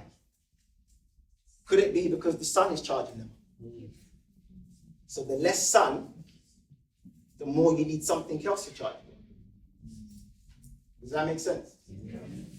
So when we look at this then, if we don't have the sun, which we don't have now, we have to rely on the other things. So we need to be more important with the foods that we're going to be consuming. And Charles, he had the products, so certain products that we have to be consuming. Breathing, taking deep breaths, making sure we're breathing better. Having some form of spiritual practice, connecting with the ancestors, or connecting with something of a higher purpose. And then electromagnetic energy. Now, for those of you who don't know what electromagnetic energy is, it's basically all of the vibrational frequencies in the known universe. From cosmic rays to gamma rays, X-rays, ultraviolet, infrared, microwaves, radio waves, all of that. It's all part of the electromagnetic spectrum. But there's a tiny part here, which they call the visible spectrum. And that visible spectrum gives us the rainbow colors. Red, orange, yellow, green, blue, indigo, violet. Those are the colors that your naked eye can see. But all the other frequencies, your naked eye can't see. And what color would that be then? If your naked eye can't see it, what's this? It's black. And in science, that's actually a scientific term, black light. You guys can look this up. So in Google, you type in what is black light, it will tell you ultraviolet or infrared radiation. In other words, light that is invisible to the eye. So if we look at the universe, most of the universe is invisible to the eye. Would you agree? Mm-hmm. So there's only a tiny section which we can see with our naked eye, which we see as color. So that means the majority, literally 95% of the universe is what? Black. And not dark as well. Because what does the word dark mean? Dark means absent of light. That is actually what the pyramids could do. So I'm going to drop some information about the pyramids that you may or may not have heard of. So on the glyphs, reading about what the pyramids were from the glyphs. The glyph for pyramid phonetically was mer or more. That's how you pronounce it, phonetically. Yeah? So this was the glyph, the hieroglyph, and it meant pyramid, but it was MR.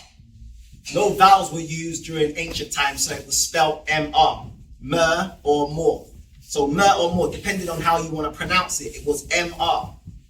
So if you learn anything today, you can go home and tell someone that, did you know that the pyramid used to be called more or mer, however you want to pronounce it, because there's no vowel in between. So more, that's what the pyramids meant, more, or that was what they were first initially called. Now what's interesting is when you go back to ancient Kemet, and again, ancient Kemet is ancient Egypt, a lot of the stuff that they taught us has been reversed today. So for example, this is the Phoenician alphabet. And look at that word, Phoenician. That's where they get the term phonetics from. yeah, pronunciation. So this is the Phoenician alphabet. It starts from here. Can you see? It starts from here and goes this way. So it starts from right to left. Now the alphabet today goes which way? Left to right. So they just reversed it. It's backwards, yeah? But this is where it originated from, which is very interesting because in this book, Now Value Contributions to Civilization by Anthony T. Browder, he breaks down on one of the pages what they did with the alphabet and what they did with language. Over here, you can't see it there, but this is Rome. This one is the Roman alphabet, all the way to Z. The first one is ancient Kemet, and then the middle one is the Phoenician alphabet. But just look at what they did with the symbols in ancient Kemet, how they changed them. So for example, look at C. C in ancient Kemet was a boomerang, and it was facing that way. So what did they do? They turned it around, and now you've got the C facing that way. Look at the D. In ancient Kemet, it was a door facing that way.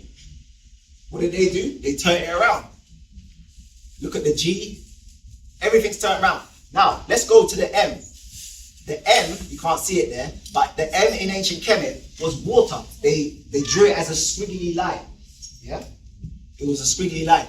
And in the Phoenician alphabet, it was a W, like a squiggly line, but a W. So what did they do? They flipped it and made it an M. Yeah? So the M is associated with water, and that goes all the way back to ancient Kemet. We're talking about, what, 6,000 to 10,000 years, if not more, ago. Yeah? The M is associated with water. Now, why is that interesting to understand? Well, we've kept this M.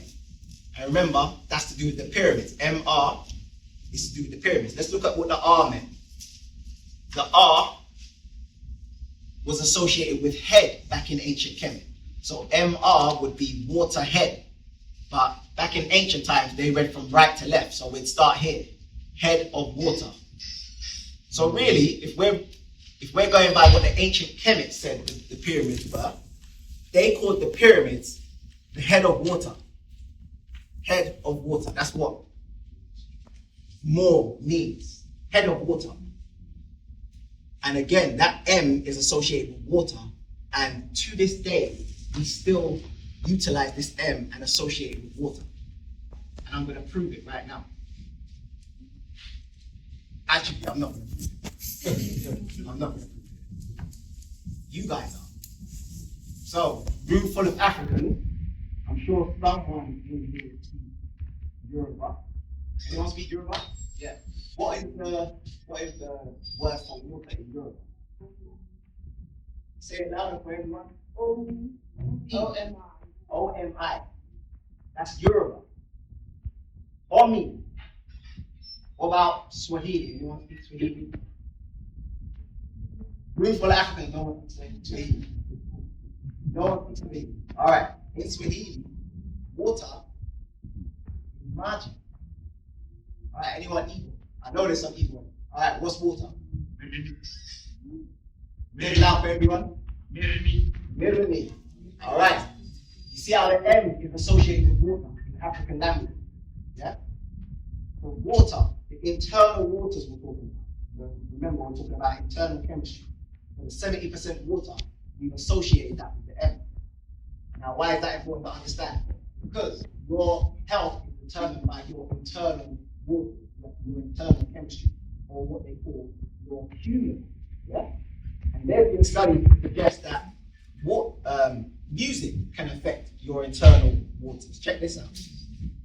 In 1995, Dr. Emoto Masaru was the first one to record musical impressions on water. In Dr. Emoto Masaru's laboratory, they allowed water to listen to music, after which they flash froze the water. And then, under the microscope, they could clearly see the crystals that the water had formed. Watch what music does to water.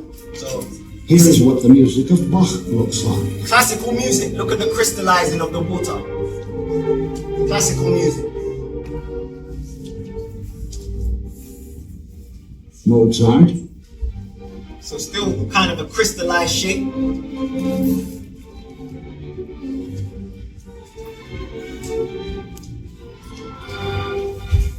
Beethoven, This is the effect of music on your internal water.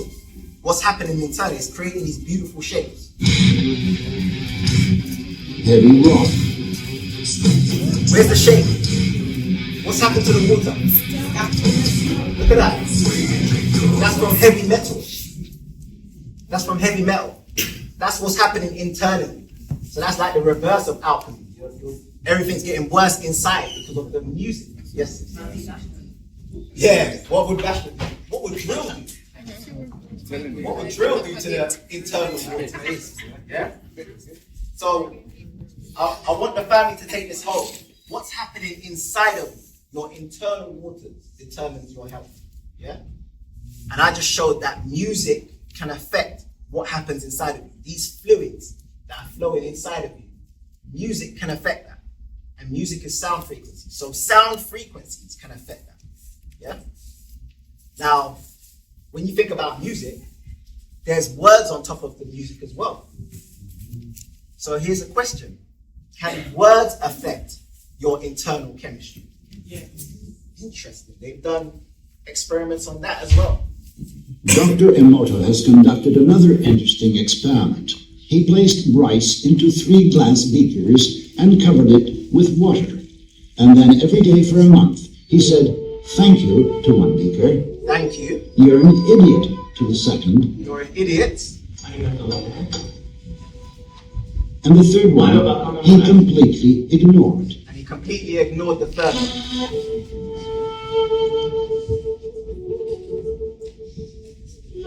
After 1 month, the rice that had been thanked began to ferment, giving off a strong, pleasant aroma. The rice in the second beaker turned black. And the rice that was ignored began to rot. Dr. Emoto thinks that this experiment provides an important lesson. What do you think that lesson is? Words have power. Words have power. So the first one was, "Thank you, I love you," to the water. And it started to ferment and give off a pleasant smell. The second one was, what was the second one? You're an idiot. You idiot. And look, it starts to get dark and it starts to go up. What was the third one? Ignored it, and look what happened. Now remember, this is an experiment with water, but we are 70% water. We are 70% water. So if we're thinking about health, think about, we were talking about children earlier, think about what's happening to children if they're getting ignored from their school teachers in school. Yeah? Or at school, or their parents saying, "You idiot. You're so dumb." Yeah? Think about what's happening internally. So words have power, and it relates back to water. And it relates back to all of this. So again, we need to understand that these pigments are very important to our health. And the whole of the universe is literally black. The whole of the universe, there's only a tiny part that your eyes can see as color. Everything else is black or invisible.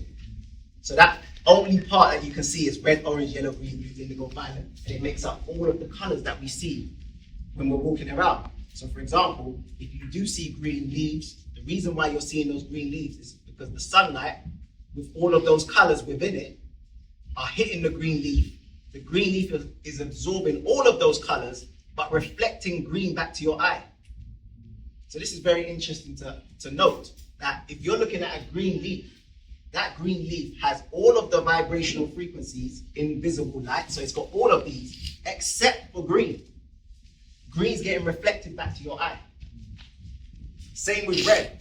If you're looking at something that's red, everything's getting absorbed in that red fruit, except for red. Red's getting reflected back to your eye. And blue as well. So if you're looking at blue, blue's being reflected, whereas all of those other vibrational frequencies are getting absorbed by that fruit or that object. So what happens when you see white? If you're looking at something white in nature, none of the vibrational frequencies are being absorbed. They're all being reflected. Yeah? So what happens when you see black?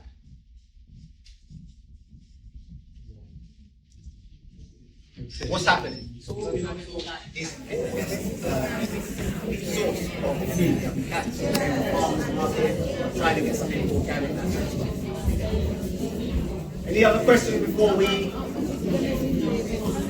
And the other panelists? Are we doing it right now? Yeah, do it right now. Video. If anyone has any questions for myself or the other panelists, this is your chance. And by the way, if you're buying the book, I can sign it a little bit later in about 10 minutes after this Q&A. So, any other questions?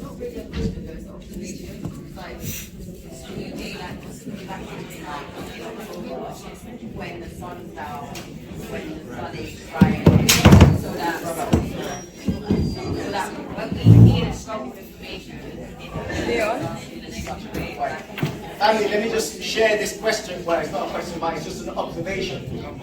It's just, this is very important. In the UK, Black History Month is during October. In the UK, Black History Month is during October. So think about it. We get all this, some of us, because some of us may already know this stuff, but a lot of us get all of this powerful information that charges us up during October, during the winter time. Wouldn't it be better for them to put on a Black History Month during that summer? Imagine how charged up we would be if the Black History Month was during the summer. For us. Yeah, imagine how charged up we would be. And if you don't believe me, we get charged up during the summertime, yeah? I run a Black Holistic Health course and I show a picture of all the riots that have happened in the UK and in the US. All the riots that have happened in the UK and the US. And they all happened when? In the summer, between April and September. Think of the riots that have happened in the UK, the Toxteth riots, the Brixton riots, all of the riots, even Mark Duggan, when was that? 2011, that was August, yeah? When things happen in the summertime, we are charged up, yeah? And I remember one time I did this on my course, and I'm like, we get charged up during the summertime. That's the reason why we like to, not riot, but upright. Like, no, we're not having this. And people will be like, oh, it's because something happened in the summer. And I look at them like and say, that something happens all throughout the year.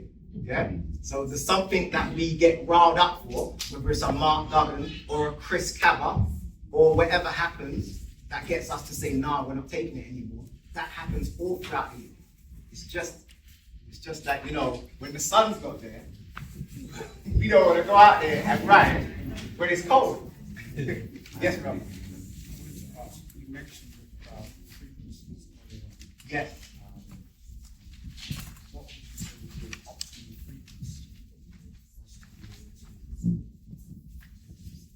Optimum frequency. So there's two very powerful frequencies. There's a frequency of 432 hertz, and there's a frequency for 528 hertz. And you guys look this up online, but on YouTube, you can watch a video where it's playing music at 432 hertz for like 10 hours. Yeah? And it's very harmonious music. Yeah? 528 hertz. What you need to understand is anything that is living vibrates. And anything that vibrates has a frequency. So plants, they vibrate.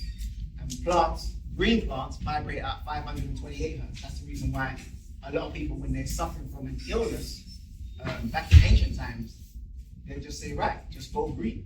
That's the reason why Osiris was the Lord of the Perfect Black. 432 hertz, and the second one was 528 hertz. Yeah, 432, 528. 432 hertz used to be the standard to tune your music into. But now they changed it because they realized how powerful 432 hertz was. So they changed it to 440 hertz, which has a distortion on our waters, on our internal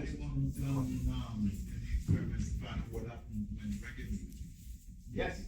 Yeah, so Bob Marley, if you know Bob, Marley, Bob Marley, a lot of his earlier albums, they were tuned in at 442. It's the reason why you can listen to those old school vinyl Bob Marley records and feel so good. Yeah, Peter Tosh and all those old school vinyls. And it wasn't just us as well. A lot of people, what I found from studying melanin is everyone studies this stuff except for us. Everyone believes this is very important except for us. So when it comes on to 432 hertz, a lot of people understand how important that frequency is. Do you know that some of the Beatles' old catalog was tuned into 432? The Beatles. So these people know about this stuff, this science. Yeah? Yes, bro. You said that they're planning to use melanin in the future. Yeah. And the current things now space travel. Space travel, yeah. So where are they drawing this melanin from? Where are they getting the melanin from? Did you hear that question, man? So the question is, they're going to start using melanin to power up electronics and use it for space travel as well. The question is, where are they getting the melanin from? Some of it is synthetically made. Now, has anyone heard of Henrietta Lacks? Henrietta Lacks was a black woman who died of cervical cancer back in 1951. And before she died, they stole her cells and done scientific experiments with it and found out that her cells were multiplying. They called them immortal cells because they didn't die. So Henrietta Lacks, she died in 1951. Do you know they still use her cells today for scientific experiments? They still use her cells today for anything. So if they want to know what happens in space, they'll send her cells out in space. Any scientific experiment, polio vaccine, all of the vaccines that they created for the COVID-19 pandemic, they used her cells to test them. This black woman died in 1951. So when you say, when we ask where it's melanin from, they don't even need to kill us. That's such a good point, because people say they kill us and that sort of stuff. They literally don't need to kill us. You see, every time you go into the hospital, cha-ching. Every time you go to because remember, when you go to the hospital, you leave with something that you should have taken. So when you're having a baby, they take your placenta. Do you know how many stem cells are in your placenta? That is like cha-ching when they take your placenta. Yeah? Every year, the NHS begs us for blood. Melanin is in every organ, including your blood. So every year when the NHS says, please black people, we love you, please give us your blood. And you're like, okay, come, here's the blood. You are giving them exactly what they need. They don't even need to kill us. We're literally giving away our melanin. Here, take. I don't know how valuable it is. And they're like, oh, you're gonna get to me for free. And they go off and make billions. And we're just like, oh, take my blood, take my blood. Yeah? Because we don't understand. They don't need to kill us. We literally give them. So we're not really going forward. We're really relearning what we should have learned before slavery. Yeah, I call it remembering.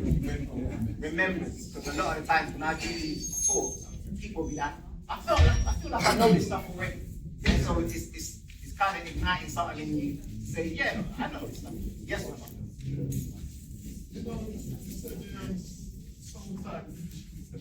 yeah. Are you saying after September you're going to start shining? Right. You don't get confused? No, because there are different types of ultraviolet radiation. So you get UVA and UVB. You get UVA all year round. Such a good question. UVB is only between April and September. The question was, because after September, UVB is not around basically. Do we still get vitamin D? And the answer is no, because the body needs UVB to produce vitamin D. However, UVA is good for us as well. UVA lowers our blood pressure naturally, because UVA produces something in our skin called nitric oxide, which vasodilates our blood vessels, makes them wider, so more blood can come in. Yeah? So all throughout the year, we get UVA. So anytime you see the sun, go get some UVA. But between April and September, here in the UK, you get UVB all year round. Well, you get UVB between April and September. Guess where you get UVB all year round? Africa. Around the equator, UVB all year round. So when they're talking about black people are low on vitamin D, obviously not in Africa. Yeah? They're going to have very strong lungs. They're getting ultraviolet radiation, UVB, all year round. Sis, was there hand at the back? Oh.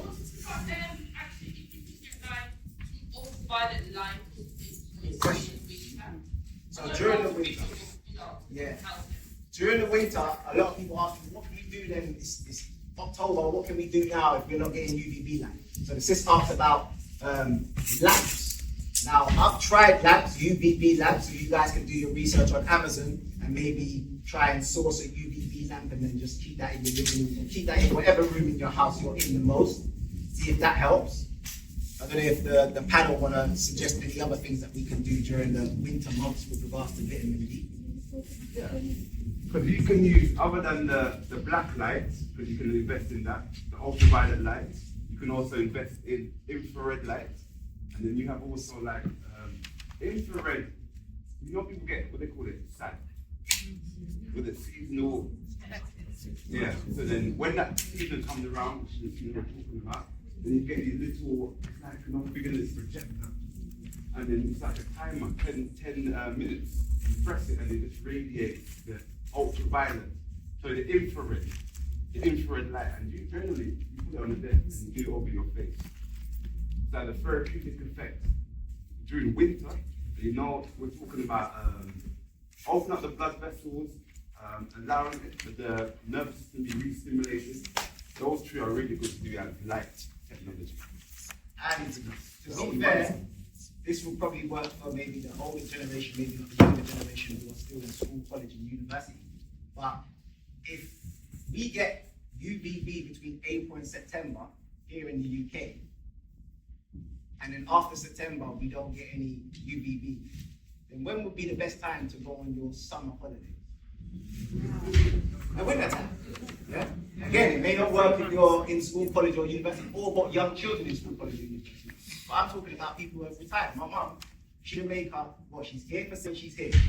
Summertime. Guess where she's in Jamaica? Winter time. So that way she gets UVB all year round. That is a solution you need to start thinking about. Yeah? Or, sorry. So that is one solution. You've got to think about trying to plan your holidays after September to get more UVB. I know people are going to say it's more expensive and blah, blah, blah. We're thinking about solutions. Yes, it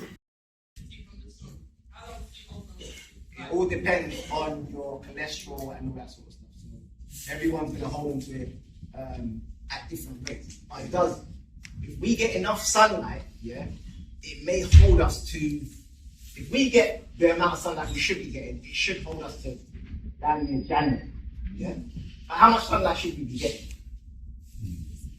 How much sunlight should we be getting? Like, how many hours should we be out in the sun? 8 hours? Anyone else? 1 hour? 20 minutes. 20 minutes. So this is how we've changed. Again, our culture's been flipped. Our culture's been flipped. Let's go back. We don't even need to go back to ancient chemists. Let's go back 100 years. How much sun was we getting each day? Out in the field. Out in the field. All day. All day. There was no limit to being out in the sun. Except in the hottest part of the day. Yes. Yeah. And they'll go inside. They will go inside. There you go. But if we added up all the hours, we got told off from playing in the sun. Yeah, that's if we added up all that 100 years. Yeah, I'm talking 100 no, years. Even up to my grandmother. Yeah, that's what I'm saying. Because my grandfather told me the same thing. Because I even say to him, "Nah, man, I'm sure you can be in the sun, even in the blaze." My grandmother told me, "No. When you're back home, when they meet 12 o'clock, 12 to 3. I think they do that in Spain. They do that in Spain. During when the sun is at the highest point, you got to step back for a minute. Yeah, and then you can come back out. And if you was to add up all the hours, how much would it be? That's not 6 to 8 hours. How much sunlight naturally, not even naturally, how much sunlight are black people getting now in the UK? In the summertime? Half an hour. 2 hours. I'm surprised if anyone getting 2 hours. 2 hours. You get what I'm saying? We're literally, we sound like them now. I'll be walking around in the summertime and black people back, oh, it's too hot. Where's the shade? Oh, I'm like, it's the UK. Can't take the UK sun. I want to ask about something completely different. This flipping around that they've been doing, is it possible that they're actually opposite to us and the flip side works for them? The sun damages them a lot. It doesn't damage us, but they tell us to do what they need to do, which is the opposite of what we need to do. Is it possible that they're actually opposite to us? Well, make sure everyone heard. Question was, with the flipping of the information, I just showed you, from ancient Kemet, they've been flipping our information. Instead of the C facing that way, the C now faces that way. They've been doing that. Instead of the W representing water, they flipped it and make it an M. They've been doing that since ancient Kemet, flipping our knowledge, flipping our truth. Yeah? So this art, is it because it benefits them? In other words, they are literally the opposite to us. So whatever they find out about us, they think if we do the opposite, that's going to be good for us. So if we, as black people, we need the sun and we need to be out there in the sun. They can't do what we do because they're going to suffer. So they need to do the opposite. We need to create products that block the sun. Let's create products with sunscreen. Block the sun. Let's do all these things. Let's put chemtrails in the air and block. They need to do the opposite of what we're doing for them to survive. So every time they're flipping the knowledge, they're not just doing it to confuse us, they're doing it because it benefits their lifestyle. And I think I would like to say it's much more than just the flipping of stuff because they're the opposite to us. The pharmaceutical company is one of the biggest that there is when it comes to money making. And if we as a people are unwell, then there is always money there to be made. So we are literally just funding their pockets. That's like the flipping side. We don't care about money. We care about spirituality, but they care about money. So it's true. I think it's called axiology. Someone who's into language can correct me if I'm wrong. But the axiology of a people means just how the people behave naturally. The axiology of us is love, nature. You know, we put emphasis into relationships. The axiology of other people, they put value into things. They put value into things, whereas we put value into people and relationships. Yes. I've got a question for yourself, and Mr. Marshall. I recently been looking up, or I came across Dr. Kwame Akri. It's a brother from, I believe, Ghana. Relates his ancestry to the Akan people. And he spoke about the origins of language actually coming, we know the roots go back to them before Kemet. And he actually spoke about how when you say the words Abe Seku, he said it so prophetically, but he mentioned how these are the letters that through the phonics, like you were saying, is when we first came into presence with the meta, like with God. So it was the first words, and it just got me thinking. And you know, even back to if you was to be in the presence of God, the Creator, the first thing you may naturally say is God. So is this anything that you've been able to check out? Are you aware of anything? You say that you've heard about it. You say you heard about it. Yes, of the brother, yes. Or I've heard of the idea that the Akan tribe. Yeah, that they say that they have a connection to ancient Kemet. I've heard of this, but I haven't really researched into it. I'm trying to get his book, so This is a long time ago that I come across this. Yeah, I know. Words have power, so we need to use words that resonate with us. So whatever words resonate with you, you got and you'll know that it resonates with you. There's harmony within you. Yes. And the question to Dr. Marshall. First of all, amazing presentation, absolutely. Food for the brain. But I'm very passionate about psychology as well, mental health. And I've been reading Dr. Bobby Wright, and he speaks about them as in the European, the Caucasian, having the traits of psychopaths. So I even changed my terminology of rather than saying white supremacy, I white psychopathy. What's your views? Because the psychopath, one that does not relate or connect with feeling. What's your views on that? Do you agree with it? And the last thing is, how do we combat a psychopathic behavior, which we then take on? What do we do? I think you kind of hit something important there about taking on that energy. So there is something about, sorry, I'm deaf. Do you want to just say, did you hear the question? No. I've been reading a book called The Psychopathic Racial Personality by Dr. Bobby Wright. He trained Fred Hampton, that's what I know, that's what drew me to him as well. And he mentions and he breaks it down as a psychiatrist, first and foremost, that he's assessed the European and their traits and their history, and has come to the diagnosis that they're psychopaths. So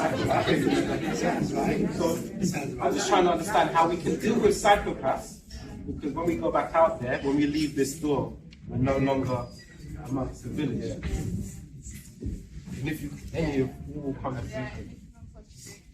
I suppose that the main thing is that we cannot control others, even within ourselves. Not all kinfolk are kinfolk. So even within ourselves, we cannot control others. What we can do is internalise and manage ourselves. And so that link of empathy is a really important one, because increasingly we are seeing children that are getting developmental disorders or psychological diagnoses that have broken down the empathy element in them. And so all of those things are about environment. If you're not experiencing empathy and engagement, then it can kind of hinder you. So it's about survival. So the stuff that Bobby Wright talks about is about the white mind and how it projects into our psyche for us to develop internalized hatred. And so we need to flip that back and really restore. So like earlier when I was trying to get people to think about saying about the good, the affirmations, that is the way that you reject that. Because like I said, there's a lot of external things outside that will interrupt our positive thoughts, our way of managing ourselves from day to day. And so we can only control that bit of us. We can't control other people. And there's no point projecting and spending time thinking about how you're going to change the white man. But so many of us want to try and appease, yeah, debate, negotiate, protest, contest against the white person. Is that helpful? Again, freedom fighting. Yeah, I'm going to protest today. Definitely. The people that want to connect and have relationships with people, that's our kind of fundamental underlying psyche.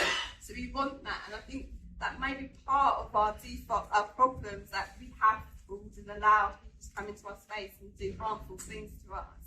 So as well as protecting yourself, it's thinking about what's not right for you. And that's why we were talking about earlier the real importance of understanding your culture and your identity, where you come from. Because if you can hold that strongly, you won't be impacted so much by those external forces.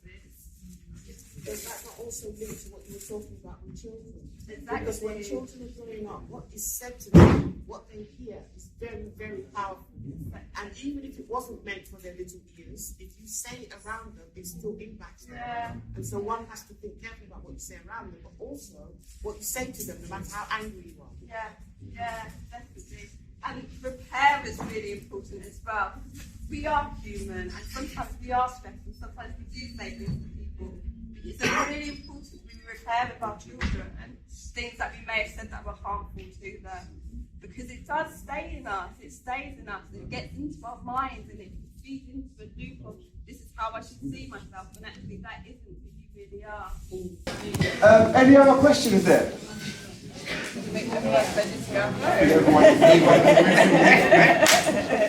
Exhausted everybody. Filled everybody up. Right. Thank you everyone for coming. Thank you. Okay, Enjoy your presence.